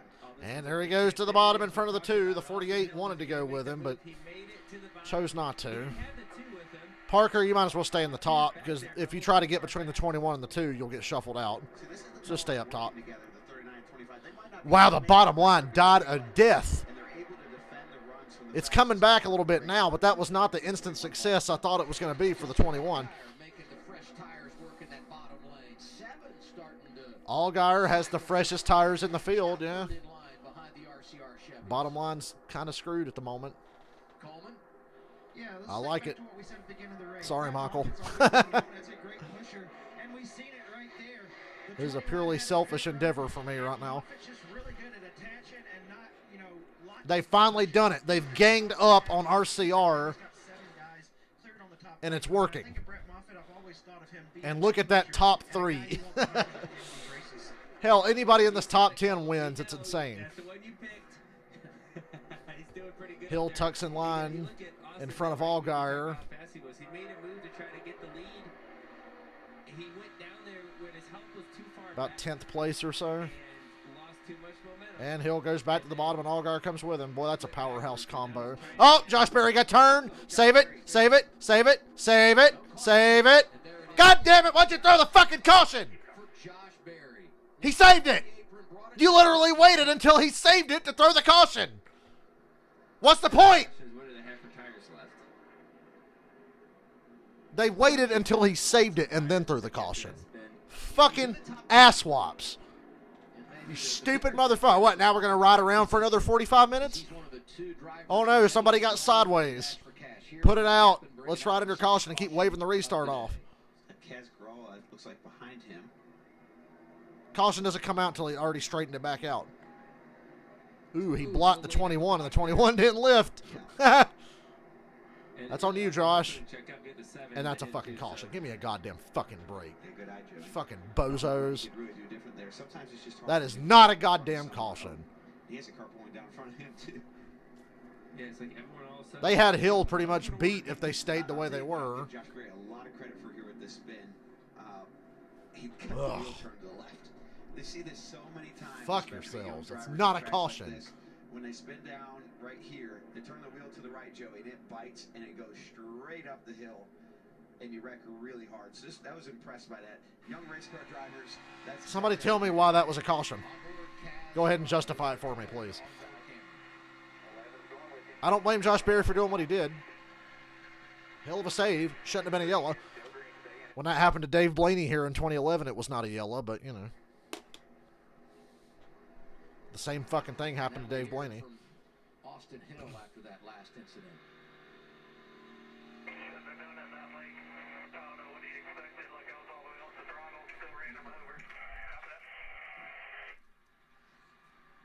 Yeah, honestly, I think some of what was happening is they saw. Well, time to squeeze in 10 more commercial breaks. A good reputation on a super speedway. Somebody says, when this car goes, you go with it, right? He's known to have a fast car. He's known to be very smart on the super speedways as well. If I can attach myself to the 21 car, I'm going to the front, right? And so, or get in front of him, right? And I think everyone saw him going down there, and they're like, oh, here he goes. I don't want to be late to the party. And so you drive it down there in front of him, or try to get behind him, try to get near him, so you can get up there to the front with him. So much of super speedway racing is reputation, and there's only one way to earn it. It's winning half of the last 8 races, right? And that's what he's been able to do on these super speedway tracks. He's done that in the Xfinity Series, but he's racing with you all tomorrow in the Cup race, driving the 62 for Beard Motorsports. So what's your evaluation? I mean, you just sang his praises, but now tomorrow the game goes to a whole new level. Does that peek into the back of your mind as you start thinking about how to race here tomorrow if you're around him? Well, the draft is just so different in a Cup car than it is an Xfinity car, right? You see a lot of this 3 wide, big wide, 4 wide even. Everyone's taking their run. You know, the draft tomorrow is going to be completely different, right? better or worse, who knows? But it's going to be a lot different. We know that. And we know the competitors that we race against every single weekend. We don't race against Austin Hill every single week. I get to watch him up here, but in that scenario, you know, I don't think he has that reputation like he has in the Xfinity Series in the Cup level yet. Yeah, you have to earn it there at that level for sure. You know, I think everybody's a somebody at the Cup level, right? Right. And so, you know, you have to earn it at that level. So it's kind of, I don't know if I would call this a block. I really think he's trying to get a push. Well, yeah, but that's late. that's a block, Brad. I think it's faster. Most blocks are because you want to get the push that you see coming to the inside. Just didn't come together. It's funny earlier that Joey was an attorney when he was talking about the damage for the 9 who, oh, by the way, got the free pass and is now back to 1 lap down. When I asked him about drafting with Austin Hill on Sunday, he turned into a politician. Yeah, he did. You know, well, let me tell you, it's a different group of people on Sunday. You just need to go kiss some babies. Welcome to the big leagues, brother. No, it's gonna be different for sure. Most politicians start out as lawyers, Adam. Just, you know, so it doesn't fit the bill. You guys are not helping me out today. Here. Look at the scoring pylon. How many cars are highlighted in purple? Look at the scoring pylon as we waste laps under caution because they couldn't figure out where to put a fucking car with damage at the rear of the fucking field and then throw a caution for somebody getting sideways. Come down pit road, but as you cycle through, he's back there in 26th. He is still being scored on the lead lap. Of course, the other 2 cars out of the race due to accidents with Sammy Smith, John Hunter Nemechek, 32nd and 33rd. There you go. Why is Jeffrey Earnhardt 31st? What happened to him? He was. Good at this. It's like you rehearsed that. Yeah. The starting and stopping.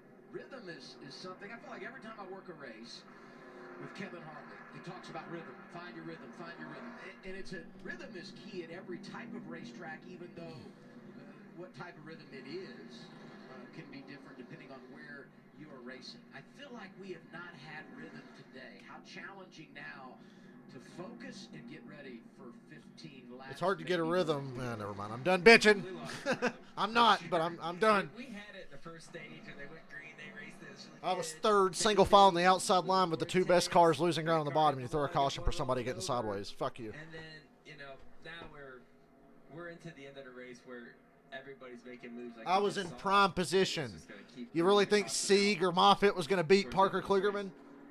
Yeah, we had to worry about Hemrick and Truex behind us, but come on, I was in a great fucking spot. You're watching the NASCAR Xfinity Series. Now who knows what's going to happen. Super Speedway with Brad Keselowski, Joey Logano. I'm Adam Alexander. This is one of our earlier cautions that eventually brought out the red flag. That was Dexter Stacy. Got shot out of line, hit the inside wall. He walked away, was okay.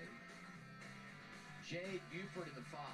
It's the 0-2 of Blaine Perkins, who goes barrel rolling down the back straightaway. Parts and pieces flying everywhere. The tire here hitting the nose of Kaz Gralla. Blaine Perkins did climb from his car. Blaine was the one flipping there. He was transported to a local medical center for further evaluation. What the fuck is up with that camera, Fox? My God. Out of a total abundance of care and concern. But making me think I was cross-eyed. Everything is in a pretty good place. 97 of 113. You know what this race needs? A good pass under the yellow line controversy. Keep note, I said that with 15 laps to go this time by when they take the green. Yeah, good below the yellow line controversy. You know, so they can blatantly ignore it like when Denny Hamlin did that here in 2020. Well, I mean, you still got drivers up front that their season relies on this, right? Where this is your big chance to make the playoffs. Not saying these guys can't win in other places, but their chances of winning are definitely higher when you come to a super speedway. And when you look at a Sieg, a Moffitt, I'm not sure Kligerman and Hemrick fall into that, or Truex, but Kraus, Jeff Burton, you know, some of those guys that don't get the opportunity to run up front every single week. They come to Talladega and look at it, the opportunity. When you're in that position, you're willing to do anything to win the race because it's all that matters, right? If you finish 30th and wreck, it's no different than finishing second for them right now. They got to go for the win. They're going to make big moves, and that's what's it's going to get very intense here. Yeah. See if they do the teammate restart, even though they're not teammates here, and Ryan Sieg slides down in front of Brett Moffitt. Fords have been working together here late in the race. 15 to go. All right, Parker's on the bottom. I don't like that. He's got great cars behind him, though. He's got Jeb Burton and Austin Hill behind him. Hemrick shoving the 39. This is a really fucked up race if one of these guys wins. It's 15 laps. Feels like an eternity.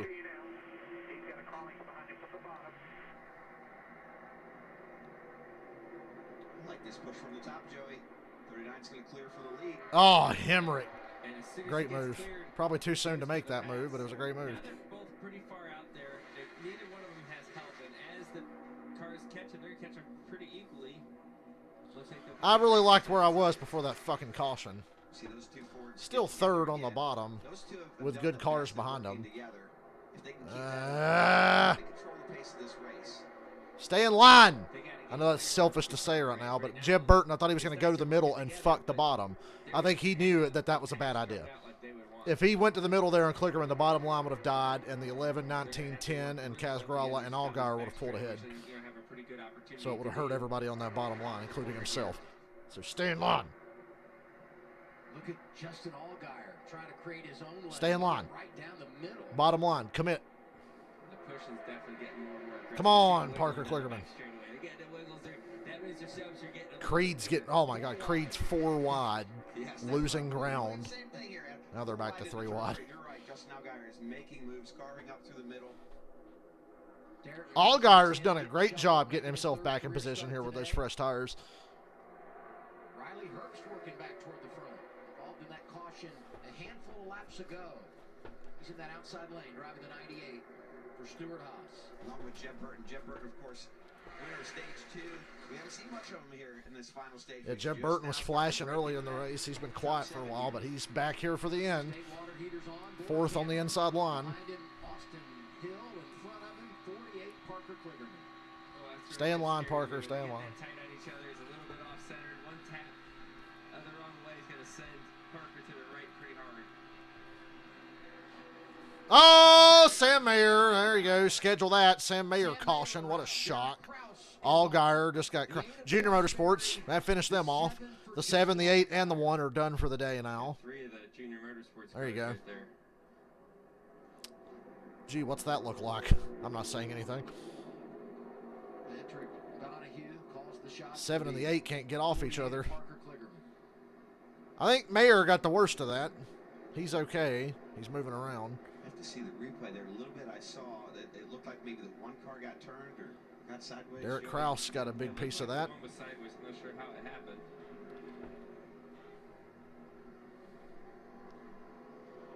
Clusterfuck. Speedway Racing. Clusterfuck.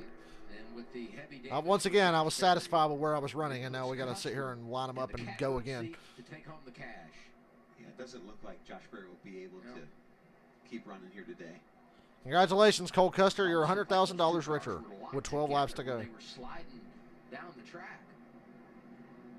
You said about Cole Custer, he might can just go for it now. He's got nothing. He can probably DNF this thing and still win the 100K.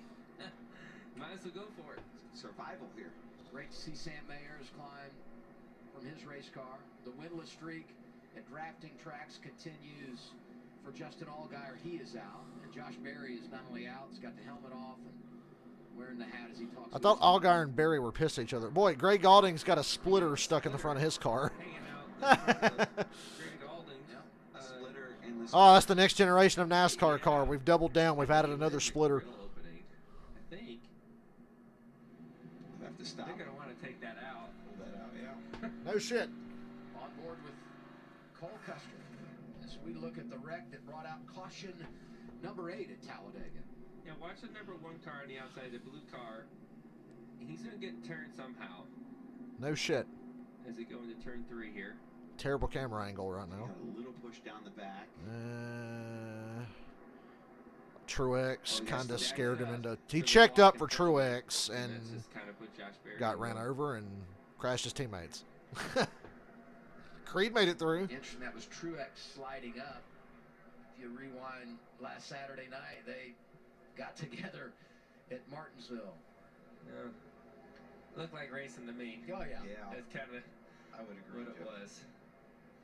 You know, it's strange sometimes in racing how there's just certain cars you can't get away from. I mean, Truex was trying to get up in front of him there. And Sam did what he had to do, right? Sam had to check up for that. Yeah. And by the time the chain reaction gets back to the third car,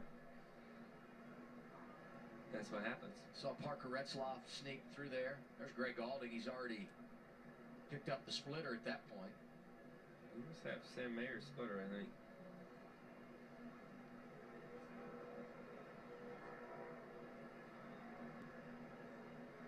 Big hit for the 7. That's definitely going to shut that thing down. Nice avoidance by Parker. The 31, Parker Retzlaff.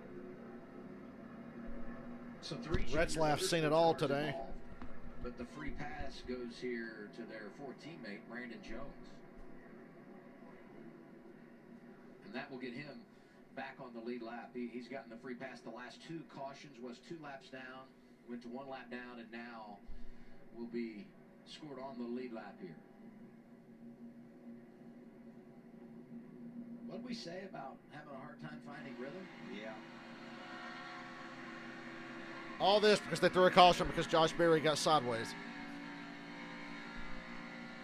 Man, all I know is when that happens in front of you all the time, and those wrecks happen, you see it happening, and you're like, oh, and you're on the brakes, you're like, just stay up there, let me get through here. And it's always that close. I mean, it's what it looks like from inside the car in these camera shots is exactly what it looks like for real. And the feeling though is just like it's a sketchy feeling for a second. You just hope you get through it. I'm going to go back to something you said earlier in the day, Brad, and that is the benefit of winning a stage or scoring a bunch of stage points. If you get involved in an accident, at least you have that to fall back on to salvage what's a DNF. Justin Allgaier wins stage 1, involved in the crash here, not going to finish the race, but those 10 points will go a long way in minimizing the damage. Well, you know, he's sitting right now Whoop-de-doo. 7 points, and with those 10 points, even if Cole Custer has a great day, he'll probably still maintain. You guys are being his awfully position, quiet for which such a dramatic isn't always race. the way you want to look at it, but certainly helps ease the pain.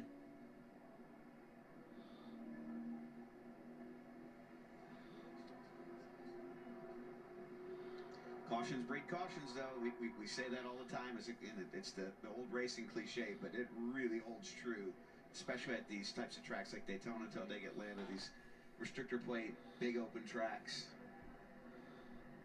What do you think? Is that the last one? No. No, that's a hard no. That was. Well, I guess my thought is... They aren't talking enough about how Ryan Sieg and Brett Moffitt are up front. And it's just going to get that much more aggressive. I would say this.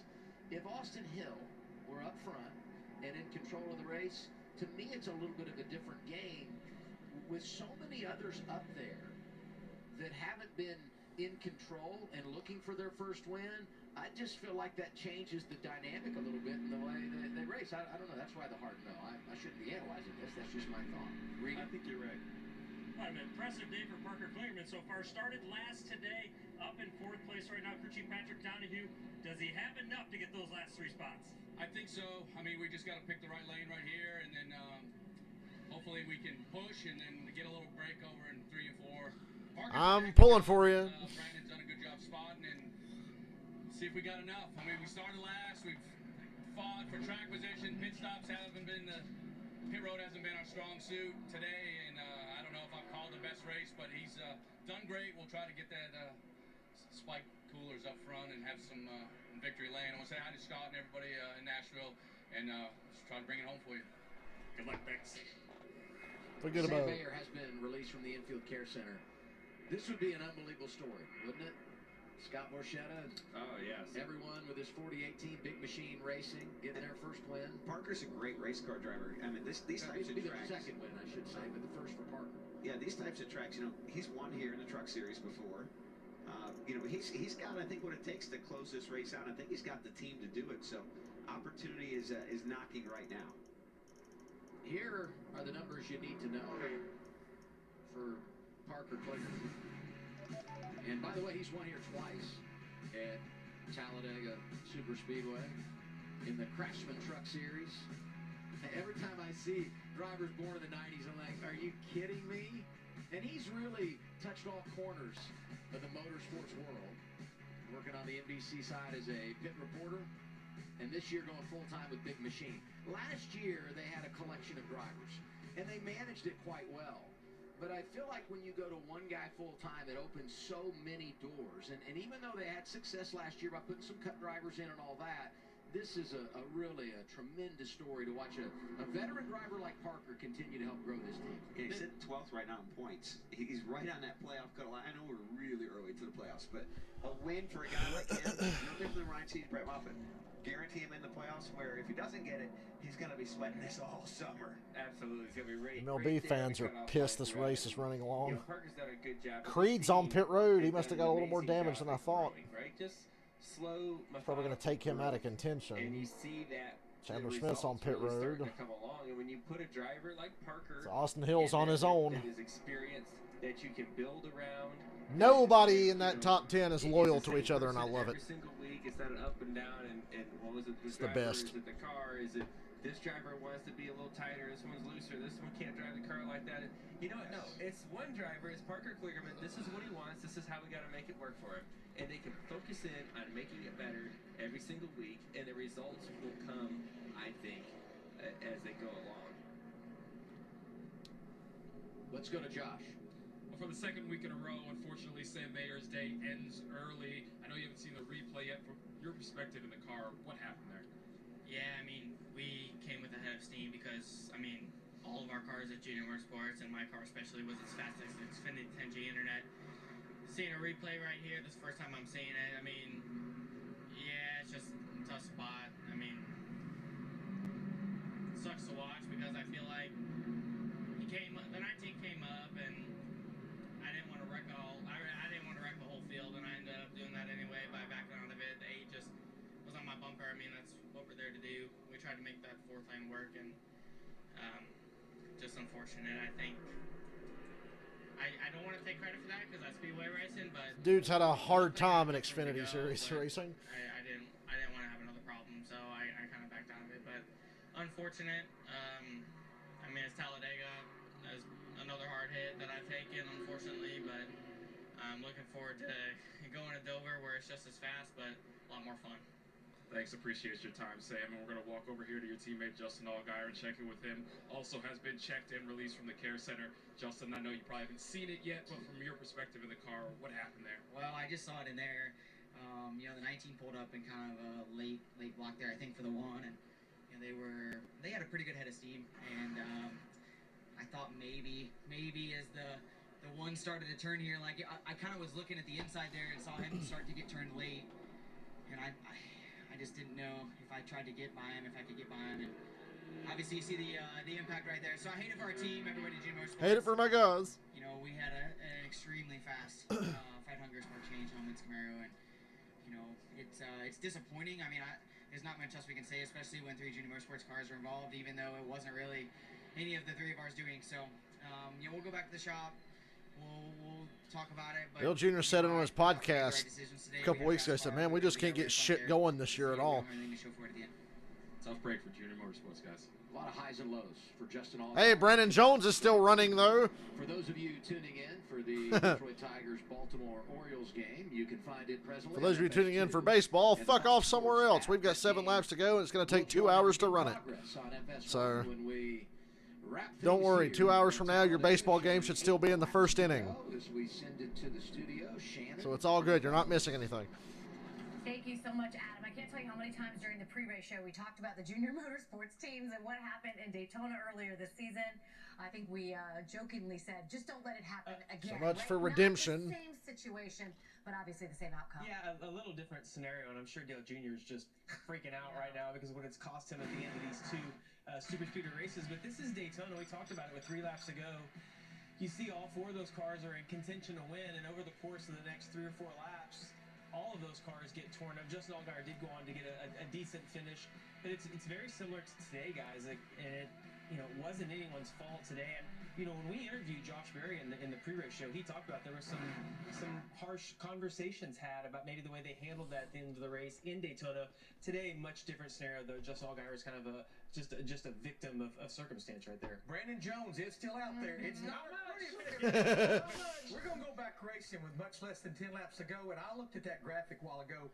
How many drivers are running at the front that's looking for their very first career Xfinity Series win? And Joey Logano said it. You can make your season right here. You win this race, you'll be a part of the playoffs here in a few months. We have been working together way too long because that's exactly what I was going to bring up, Adam. I'm sure that you knew he was going to say that as well, right? I can put a period on every one of Larry's sentences. There's no doubt about that. Well, I'm going to use one of his lines right now. If you're in it, you can win it.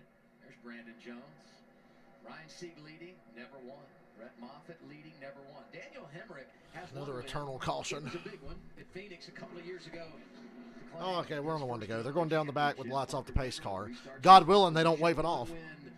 We'll restart with 6 to go. But Kligerman winless as a driver. I'm third. Series. Jeff Burton won here. Second row inside. And I got the best car in the field behind me, but he's going to sell me out.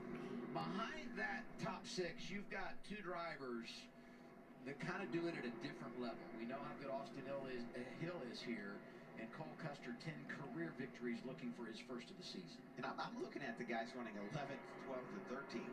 Blakey, Poole, Williams. These guys all have a legitimate shot at a top 10, maybe more, which would be a really great day for them.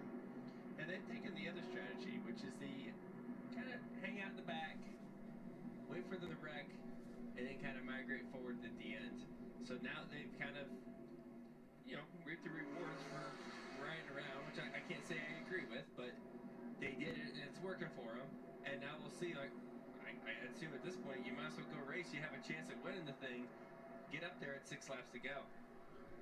Ryan Sieg has been in the series for a long time. He's been a runner. I only have eyes for the 48 car right now. Victory lane, as I said. Their race shop 2 hours from here in Tucker, Georgia. After all that, Austin Hill's still fucking running. He's going to ruin this. What a great top 10 we have. 6 laps. Scheduled laps, anyway. Yeah, I'd like to see Sieg win. What a push from Kligerman to Moffitt. Stay in his ass. They won't call that locking bumper shit with 5 to go. God, just straight up tandems pulled away. Come on, 21. Get behind us. Get behind us. Get behind us. Stay with us. Door to door, Sieg and Moffitt. Fords had been working together. Now Sieg and Moffitt has had such a good race. For the lead as they head to turn 4. In the speedy draw. 5 laps to go this time around. That's where that pack got tightened back up, right? We said how loose it Oh was. boy. You saw it 3 and 4 there. Bottom line's losing its momentum. Outside line's looking pretty good with Jeb Burton and Hemrick. Sieg can't make up his mind. Sieg, you need to go back to the top, man. You're a sitting duck now. Okay, he held off that run. Now the top line's getting busted up. Now it's going to form back up again. 39. It's just an ever-changing situation. Sieg goes to the bottom. Picks up the 25 and the 48. Big push. Oh. I guess Kligerman lifted a little because he saw the 25 get out of shape. But they're still right there. They gathered it back up. They're still running. Oh, Truex. Jeb Burton, car low. Goddamn. Well, that helped us, though. But Jeb Burton did not give a shit that Truex was there. He didn't give a fuck. God damn it. Creed's back up here. Where'd Creed come from? Michael, I think Creed's going to win. He's got fresh tires. He's picked up the 21. They're in the top line. The bottom line's dying where my 48 car is. God damn it. Yep, I'm screwed. Well, it was a noble effort to think I had a chance there. Oh, now the bottom forms back up. Maybe I'm not completely done, but there's just 2 more cars in front of me now. Pair of drivers that have 1 career victory. Here comes the 2. Jeb Burton moves up to block. God, Burton, I wish you'd just get the fuck off that bottom line. That'd do me a world of favors if you'd stop that 2 car in the 21. Oh, Jeb! Oh, Jeb! Literally just about took the nose off the 2. They hit. They made contact. 98's 3 wide, killing the top line a little bit. God, whoever wins this race. Creed to the bottom. That puts Hill up top. Now the RCR teammates are split. Boy, the 2 was almost straddling the yellow line. Almost. My man Klickerman's losing ground every move somebody makes. Son of a bitch. Oh! Creed just wrecked Hemrick and took out the whole field except Klickerman. Oh, dear God. Well, there goes the camera. Dude, that's bad. Hemrick's upside down. Hemrick's upside down. He went upside down into the fence, I think. Most of the field is caught up in this wreck. Only a handful. Yeah, Creed wrecked the field. Right now. Pretend you're shocked. The 11's missing the entire front end. Second time today. We've had a car upside Where's the rear of the 91? Holy fuck. laps to go. We're going to commercial? Okay. Big crash. Oh my God. Somebody might be hurt. Go to commercial. Klickerman made it through. What the fuck? This race has been insane. Now it's going to overtime.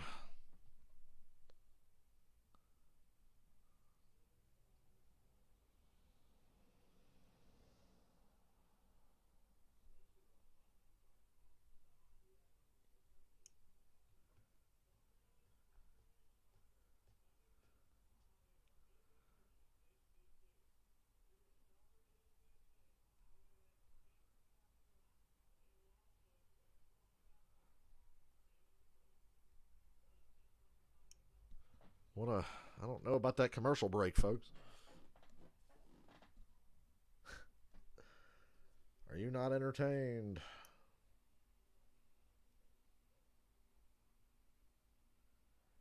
Yeah, it's a little on Hemrick, a little on Creed. Not surprised Hemrick did something stupid.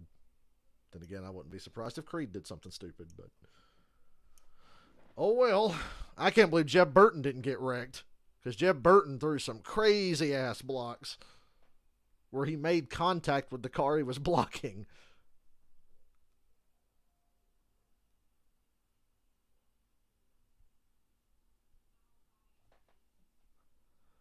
My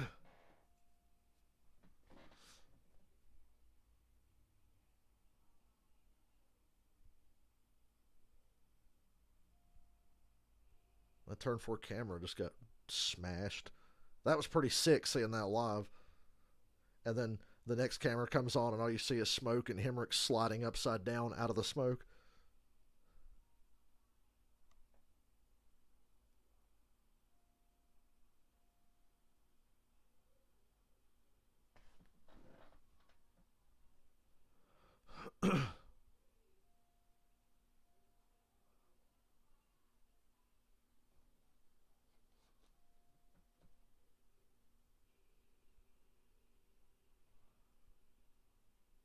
Two flips in one day.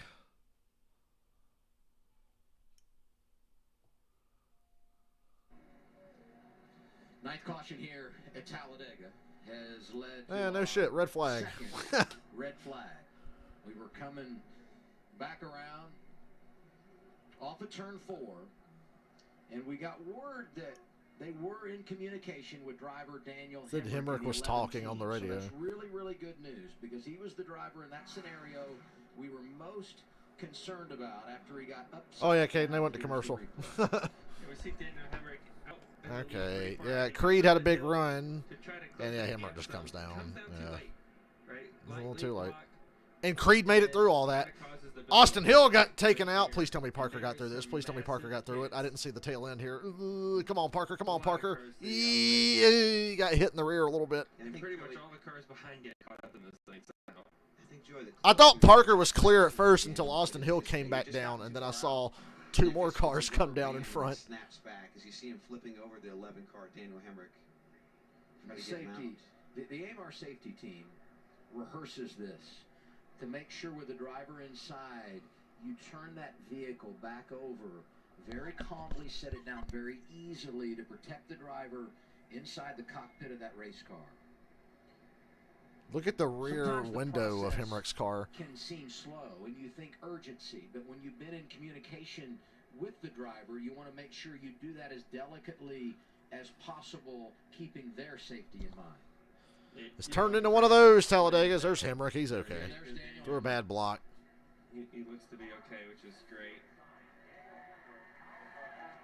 Crowd cheering for him. He's feeling a little better.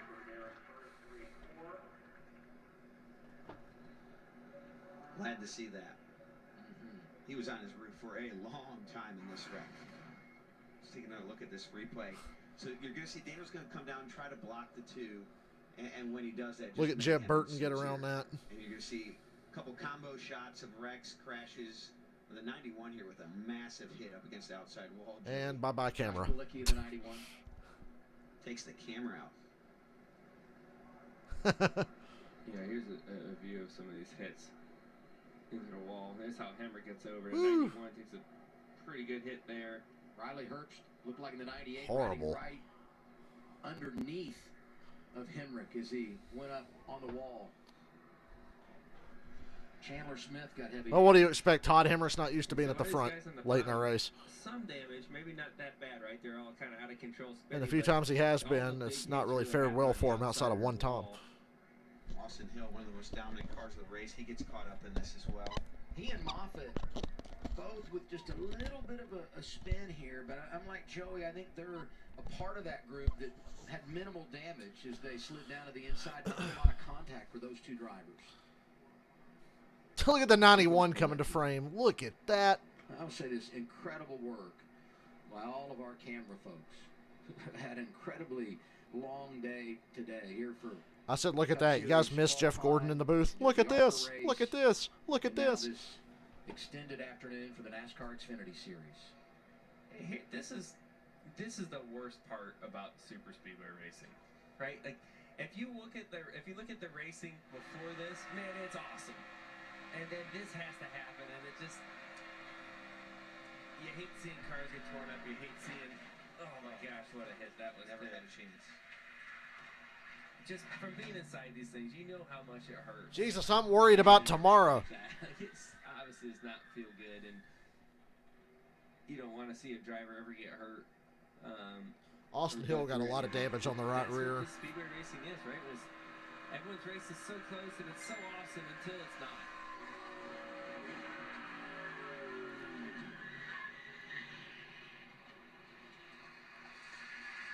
Austin Hill on board. He's sliding for a long time here.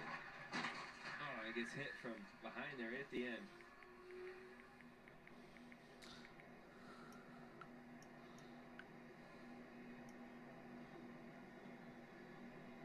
The leaders are just trying to control the lanes. We talk about it all the time, Joey. Control the race, control the race, control the race. Sometimes these races just aren't meant to be controlled. Yeah, and we see no one has really been able to control this race today. And when it happens at the lead, the whole pack is there waiting when you come back up. And he did. He came back up. Riley Herbst got smashed pretty good. Every new replay I see somebody getting hit even harder than someone else. That time it looked like Riley Herbst got the worst of it. Flash of fire coming from That looked like the wreck in 2010 in the Xfinity race. Remember when somebody hit the fence? It looks from here they're doing a pretty good job of cleaning this wreck up. Obviously a lot of cars down there. There's so many flashing lights. Cleanup vehicles and safety vehicles down there. They're starting to pull off now, which is a good sign. Some speedy drive being put down as well. So the cleanup is, they're doing a good job at rapidly cleaning this one up. Lost in all this is Jeb Burton cycles to the lead. And then Sheldon Creed running 1-2 now. Red flag at Talladega. A lot of cars beaten up in this one, but as Brad said, right now, it's Jeb Burton in front. You ready for it? Yep.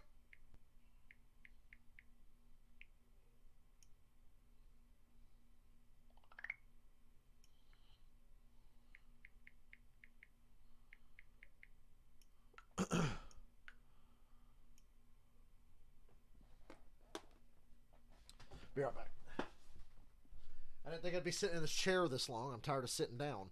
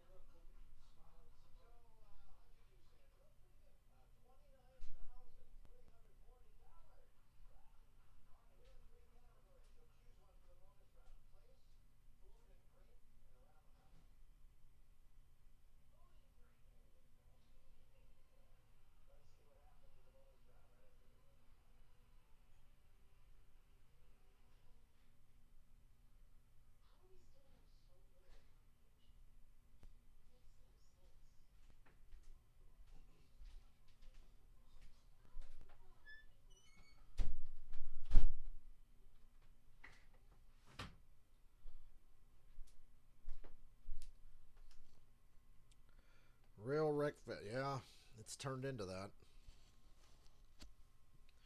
Just one of those Talladega days.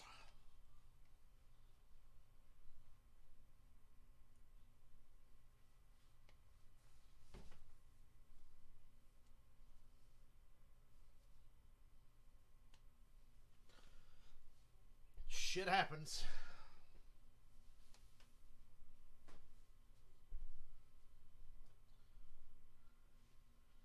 I hate to see it happen so many times in one race.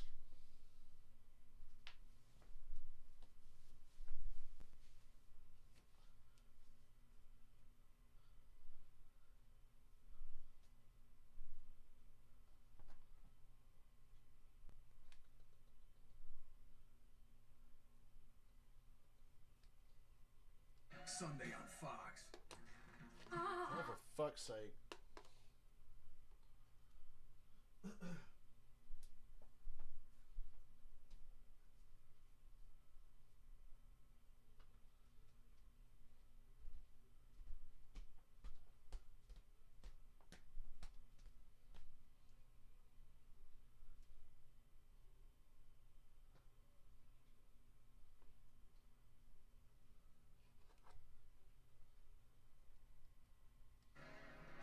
This is our 9th race of the year. At least 5 have had 9 cautions. So over half. And this yellow brings out the red. At least it didn't happen in the tri-oval near fans. You're inside of 5 laps to go at Talladega. And everything that's on the line that you have here, you know it's going to get like this. And drivers have went to the care center. Some are being released. Let's go there now to Josh. Smith checked the release from the care center, just seeing the replay for the first time. So from your perspective, what happened? I mean, you can't see much other than another car flipping today. That's 2 cars in one day. It's flipped. That's interesting to me. But no, we had a really fast number 16. That's interesting, he says. Gotten to the mix with the junior motorsports cars there and got some damage from that. Put us back and behind the 8 ball. And yeah, I don't know. It looks like 2 got into the 11. That's what I see. But that's a pretty nasty wreck for sure. Hopefully Hemrick's all right. We about got through, and that's why I'm so pissed off. I knew I was almost through it, and then somebody hooked me at the last minute. And looking at the bigger picture, all the guys that were racing for points are basically wrecked out for the day. So just trying to salvage it, and even limping it to the start-finish line would have been a really good day for us, but couldn't get it fired back up. So we're moving on to Dover. Nice and glad you're okay, Chandler. Gonna walk over here to Riley Boy, Herbst. Riley Herbst looks like he's got a concussion or something. From your perspective, what did you see out there? I don't really know, Josh. I know that we didn't really have the fastest race car all day today. It's kind of what happens when you don't have track position. Just really struggled all day. Didn't have any speed and couldn't really go anywhere. The next thing I know, the 11's flipping off my nose, and that one stung a little bit. Just kind of a stinger from the head a little bit, but. We'll be good. Oh, he's got a fucking concussion. You see him? Next week and go haul out. Dude, when Riley Herbst walked out of the care center, he looked like he was dazed and confused, and he was blinking a lot and like squinting his eyes. He's got a concussion. I don't know if Riley's going to be racing next week. What did you see there? Not a whole lot. Just saw somebody come across my right front. But maybe it was a late block. There was a lot going on. You know how it is the end of the Talladega here. We had a great CMR Roof and Chevrolet. Yeah. Somebody just decided to turn left when there's a car there. It was a late block, big late block. But all in all, I mean, it was a good day. Well, to be fair to him, Rick, he paid the price for it. CMR Ford, we all work hard. We thought we would have one. You know what I mean? We were pretty excited. But these races come down to, you know what I mean, the very end here. Just darn. Unfortunate ending to a strong day for Ryan Sieg. Glad you're okay.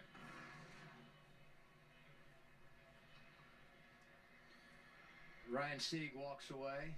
It ends an opportunity to get his first career victory at a place where he's been top 5 4 of the last 5. And late in this race, we've seen so many drivers that we just anticipate when we come here are going to be a part of the equation. Many of them trying to get that first trophy, and now they find themselves done for the day.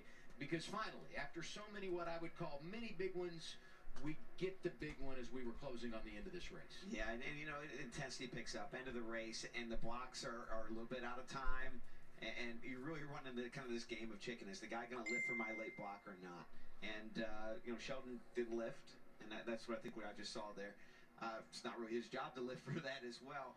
And when chaos ensues, you know, it takes a lot of people with him, collateral damage, and like you said, a good 5-10 car wreck here. This is definitely our biggest wreck of the day. So a lot of hard hits today. I'm so glad to see some of these guys all get out of their car, or all of these guys get out of their car, and be able to talk to Josh Sims. Josh Sims getting a little overtime today. He is. Over at the Care Center doing the interviews, but glad you're able to do that, Josh, and glad everybody's okay. I've never seen the triple interview at the Infield Care Center that Josh was able to pull off there. But unfortunately, that's what happens here on Super Speedway Racing. We see it happen so often. The cars that you expect to be up front, because they've been up front all day, they've been racing for the lead. And we're going to line up and run more and wreck some more. Cars that, quite frankly, got lucky to get through that wreck. Yes. And now they are in position to go win the race. They have a great shot at it now for survival, right? So it's weird how Super Speedway Racing works, right? If it goes green, the guys that were up there, they know what they're doing. They reap the reward from working all day and being up there. But then there's times like this where the guys that were hanging around all of a sudden get through it, and now they have a shot to get a big win. Cleanup about done. They're firing the engines. Let's hey, we're back under caution. Let's go back to the Care Center and Josh. Yeah, scary wreck there, but thankfully Daniel Hemrick checked the release from the Care Center. From your perspective, what happened there? Oh man, trying to win a speedway race. Super pumped with the circuit overlay, and to be honest with you, I haven't even seen the replay yet. Yeah, I just got too far out, looks like. I was for sure late-ish on the block there. Sure committed. Gosh, there's so much give and take throughout the day to try to work with Alliance cars. I feel like they call it racing got pretty beat up last week about racing other people and so on and so forth, a little more respect, and cost some other guys some breakthrough earlier. I thought I was gonna get one there, but it's also come to the win. So I understand different stages of the race, but super big thanks to NASCAR, all the safety crew. That's the first time I've ever been over, I think, outside of go-kart racing. So not the Fission by Circle boost I needed. Everybody needs to check out their products, but it's the way it goes. But damn it, it's one win. Glad you're okay, Daniel. Yeah, we're glad Daniel and all the others able to go to the Care Center, get checked out, and walk Michael, it looks like it's going to be a 1v1, me versus you for the money. I mean, Jeff Burton's up there too, but on FS1. There you go, they're pounding some new safer barriers in there. Boy, all these extra commercials. Sponsors can't complain today.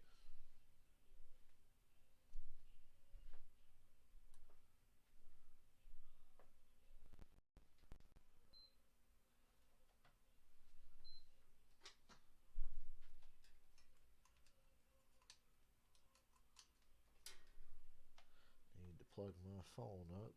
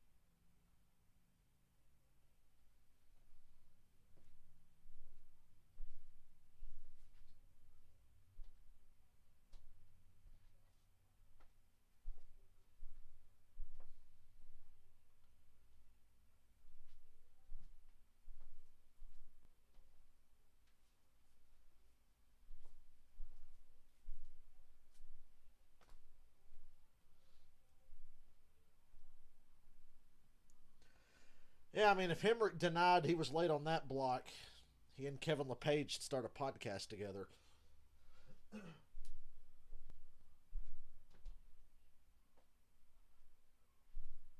But he took responsibility, so it's all good. At Talladega, a couple of years ago, rain shortened. Jed Burton didn't mind. He said, do the rain dance, and I'll celebrate in the garage. He was out front, got his first and only Xfinity win, driving for Colleague. So I guess it balances, right? You win one race here that's rain shortened. You win another in overtime, and you just call it good. Oh, never thought of it that way. I didn't either just now, actually. It's a way to tie it all together, though. Coleman, this is going to be something. It is going to be something. And, you know, going into the race, we talked about All right. preparation. I think back to my time. We're taking with the Brad one to in go. 2019 When I first started spotting for him, you prepare for instances like this. When there's not many cars left on the field, you kind of change your Jeb approach Burton, to that. Sheldon The Creed, way you Parker wanna play Kligerman, the ball. Brennan So, Poole. even Oh, though what redemption it would be for Brennan Poole. as an elite driver. WWE's coming to Manchester. Is it Raw, SmackDown, or a live event? I don't know what date June the 4th is. Unfortunately, this is a scenario that I saw Kiss in Manchester, New Hampshire a late race in 2011. restart with half the field Oh my there. God. Brandon Jones is in the top 10. Yeah, that's true. So I think Jeb Burton, Kligerman, or Creed's going to win the race. I like Creed because of the tires, even though he's beat to shit. Jeb Burton takes the outside lane. Let's listen in on their radio. An eclectic group of drivers in that top 10.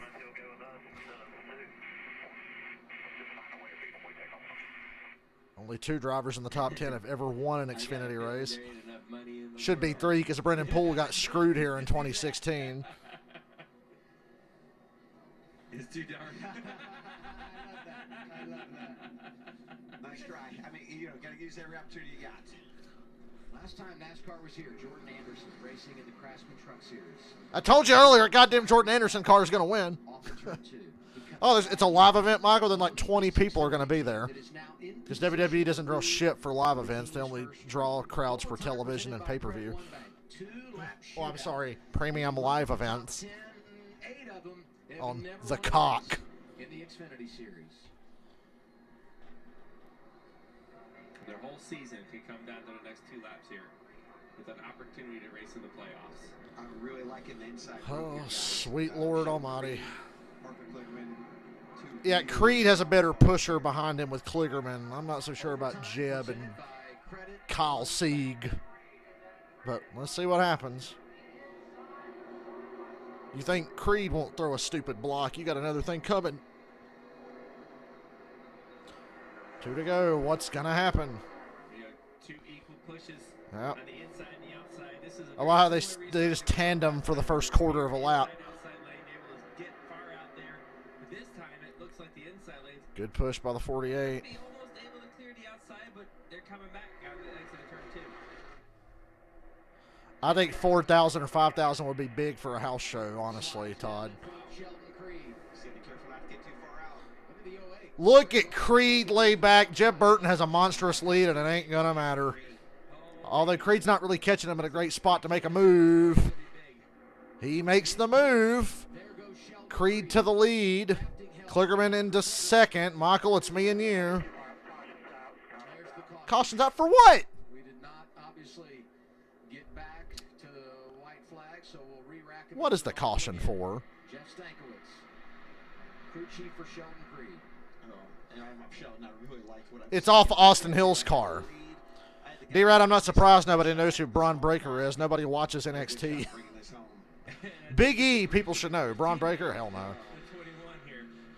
Those pesky teammates, Joey. I'm glad we never had Jesus fucking Christ. We're having another fucking restart. Once again, thank you, NASCAR, for your incredibly retarded damaged vehicle policy that brought us this extra caution. Again here. Interesting what I saw there, Joey, was... Yeah, I'd say the 21 has some y'all going on. From the 28 car. And because of the damage repair policy, we get stuck with this caution. So, way to go. Like you said, with that Thank you, NASCAR. you just can't block without causing a huge wreck. Yeah, I mean, it's hard, right? Like, you get the lead out there and you want to keep that momentum and keep on. Michael, we were going to finish 1-2. We still might. Right, but you have to. You have to do that. You got to be able to manage that gap because you lose that momentum and those two cars, the 2 and the 48, were right on top of each other. I've been a little bit of a super speedway whisperer lately.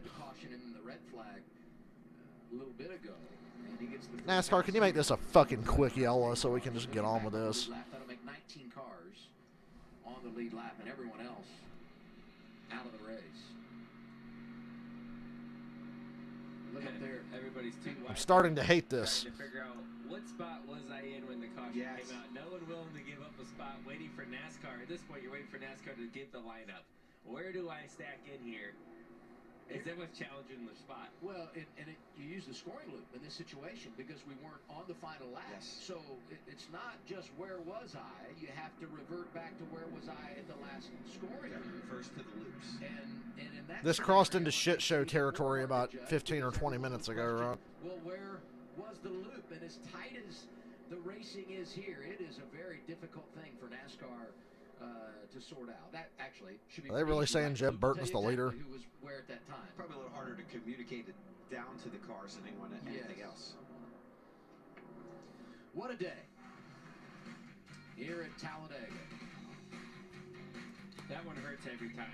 But looking at it, here's another big wreck. But this one doesn't feel any better, Joey. No, this one lasts a lot longer. Big tire to the front of Cascarala's car earlier. But good to see all of these drivers get out of the cars after some really big hits. The only driver really of all of this that we haven't talked to is Blaine Perkins in the 02 who flipped early in the race. He was transported to a local medical center for further evaluation out of an abundance of caution. So we're hopeful and thinking about him in our second opportunity here at overtime. 2-lap shootout. And it's like what we just had. If the leader comes around, gets the white flag under green, the next flag would end the race. But as we saw here, if the caution comes out before we get to the white flag, we'll re-rack them and do it all again. And NASCAR has determined it will be the 27 of Jeb Burton. They said Jeb Burton's the leader. So we got a stupid caution because of their damage repair policy, and then they put the second place guy in the lead because scoring loops. Moment for Jeb, because Jeb lost the lead. Yeah, way to go, NASCAR. So they go back to the last scoring loop that they crossed while the race was green. Well, for the caution. get the fucking 21 off the track. Good God. Second chance for Jeb. He's crab walking. He's kind of out of it at that moment, so he's got another shot at it. We've seen Jeb all day. He's been hanging up there, but boy, he's been very aggressive on his blocks. I'd say he's lucky to be running. He's up there for a reason. He's doing good, but boy, it's been close. Yes, all day. that last one with Sheldon Creed was very close. Where do you want to be here final lap? Everyone, I always hear say, get the lead before you take the white, because once you take the white, caution comes out and it's over and you don't have time to make your move. How do you manage overtime if you're these drivers up front? Well, for me, I mean, with the limited field here, 19 cars running, probably realistically only 10 of them that aren't destroyed or wrecked really bad. I just want to get to the lead because I don't think the field is strong enough to build a big run. Watch me be proved wrong, but you can generally manage 10 cars a lot easier than you can manage 20 or 30 cars behind you. Yeah, there's no guarantees either way, right? If you get out to the lead, and Brad does a tremendous job as a leader, I've noticed a lot of times he does a good job at managing the gaps, managing the lines. It probably depends a little bit on who you are and what kind of. Please tell me this is the one to go. Right? If you're an experienced driver that knows how to lead and control the cars behind you, well, you want to be in the lead any chance you can. But we just saw. It's not. We're going to ride around under caution a little more. And could not manage the lead. Like I said, now he's got a second chance. He can go at it again. Cole Custer, as we check in on the drivers going for the dash for cash, and we've known for a while now that he was going to get the money because everybody else out of the race. First to retire, Sammy. What a way to win the dash for cash. You're the only car of the 4 left running. When he went up to block the outside lane, just past the tri-oval, hit the wall. He's done. And Josh Berry involved in that accident. Hemrick was upside down, and he still scored 20th. I'm starting to do everything by time of day rather than number of laps, Well, I mean, the sun is going down. I think they got plenty of sunlight, but the shade is all the way across the front straightaway here for sure. I don't think it's going to get too dark to race, though. I think we still have plenty of time. We're good. And I would also say there is still no rain in the area. We're going to finish this race. It might take several more green, white checkers, but we are going to finish this race. Look at Cole Custer coming back to the Xfinity Series this year. 10 career wins. He's been to the championship 4. Went cup racing, made the playoffs, won a cup race. And we felt like coming back here, man, this guy, he's got the keys to the car, going to dominate. And they've had some rough rides. But if you look at the graph, it kind of looks like a W. so maybe this is a sign for the 00. We know he's getting 100,000. He'd like a trophy as well. And by the way, he's only got 2 career top 10s when it comes to racing in the draft, but one of those coming earlier this season at Daytona. Well, like I said, either way, he's going to walk out here with 100 grand, so it's going to be a reasonable day. The only thing I could have done different there is drag some more brake. I dragged a little bit. Do you think I need to drag more in that situation? Longest Xfinity race ever.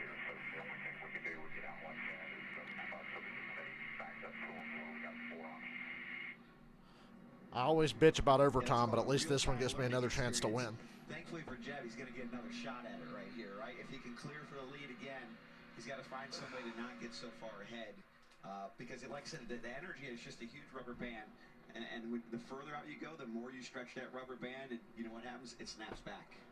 If you tuned in for baseball, we apologize you had to wait. It's over on FS2, Tigers and Orioles, and we'll get you there as soon as we wrap things here at Talladega for the NASCAR Xfinity Series. We're getting ready for our second overtime restart. 10 cautions today, 2 red flags. It's been a marathon at Talladega.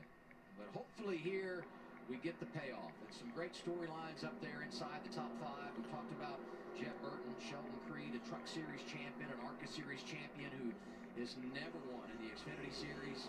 Kyle Sieg going for his first career win. Same for Kligerman and Poole as we get to choose here. Yeah, a lot of guys taking the top lane, Joey. We saw 4 against 2 on the top.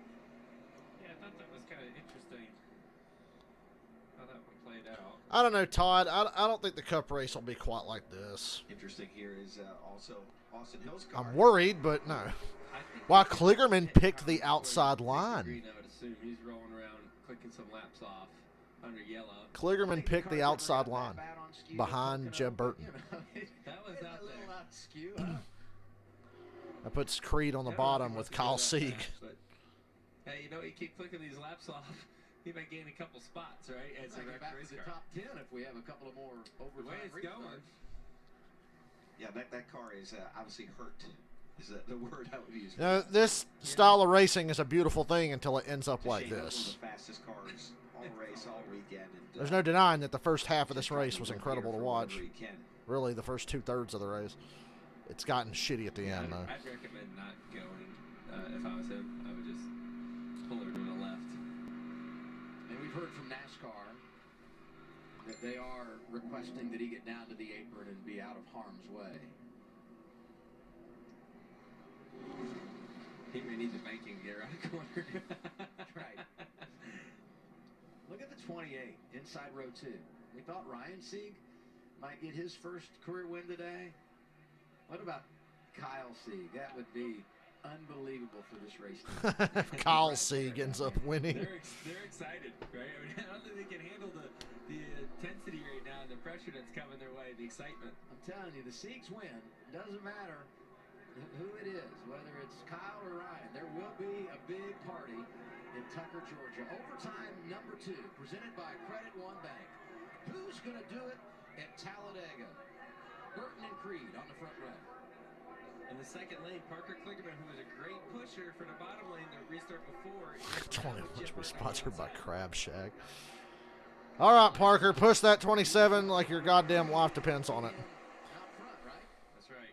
Let's see if he can do it from the outside lane. It looks like he may be able to do it. 3 cars pushed on the bottom. Damn, that bottom looks really good. Right off Cole Custer. Custer breaks off and fades back a little bit. Anybody here in the top 10. The way this race has been going, This is still anyone's race, and they're way out again, Joey. Creed wanted to go up top, but he couldn't get there. Side wrap for Sheldon Creed. 48's probably going to get in trouble for locking bumpers, right? Come on, Clickerman, get down there in front of the two. Get down there in front of the two. All right. All right. Goddamn, Sieg, hold it together back there. I don't want another restart. Coming to the white. We're not through the tri-oval yet, so we're not out of the woods by any stretch. Ooh, Custer. 48, you got to let the two in there. God damn it. That was probably my shot to win the race right there. Shuffled back to third. Clickerman's being a little, I mean, you got to be aggressive here, but he's making moves when he has no momentum. I hate it. It's driving me crazy. We're on the white flag lap. Push! Come on, top line, push! God damn it!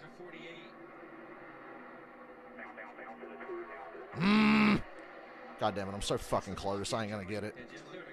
Jeb Burton's done a great job here. Creed's gonna get a great shot at this down the front stretch. Oh yeah, Creed's gonna get it. Or they're gonna wreck trying. They're wrecking behind him. Creed to the top. Jeb Burton blow. Wow, big crash. Jeb Burton wins. Well, Jeb Burton wins for the second time. Unbelievable. What a great story. I'm so excited for Jordan Anderson and Jeb Burton, but everything that Jordan went through last year with his injury from the crash, to come back and get their first win. Absolutely awesome. Jeb did a great job at learning from his mistake of the last restart, putting himself back in position, managing the gaps behind him, keeping them too wide, and really not letting them have a huge run come at him. Great job. It's fitting that this race ends under caution, our 11th of the day. Yeah, at least another half dozen cars wrecked in this last one. See Jeremy Clements on pit road. Jeb Burton wins. Unofficially, Sheldon Creed was second. Parker Kligerman was third. Cole Custer ended up fourth. He wins the Dash for Cash $100,000. Brennan Poole was fifth. Second time he's finished top five here at Talladega. Cesar Vaccarella was sixth. And Parker Retzloff.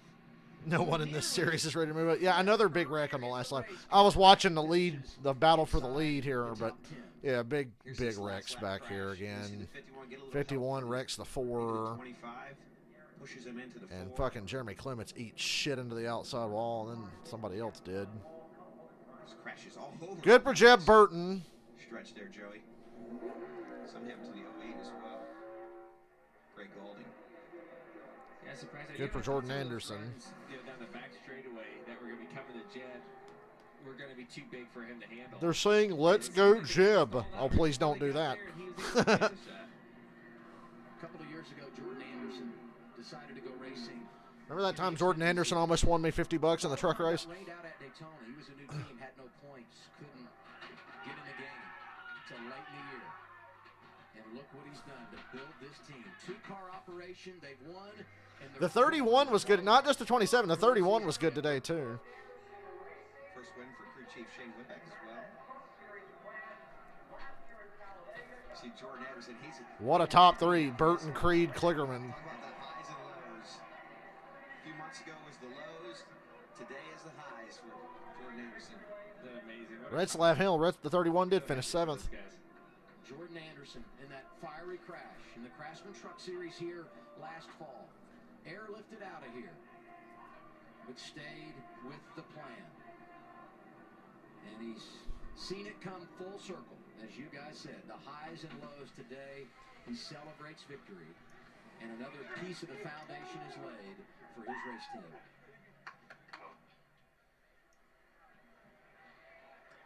We've received word that everyone has climbed from their race cars that was involved in the crash here on the final lap.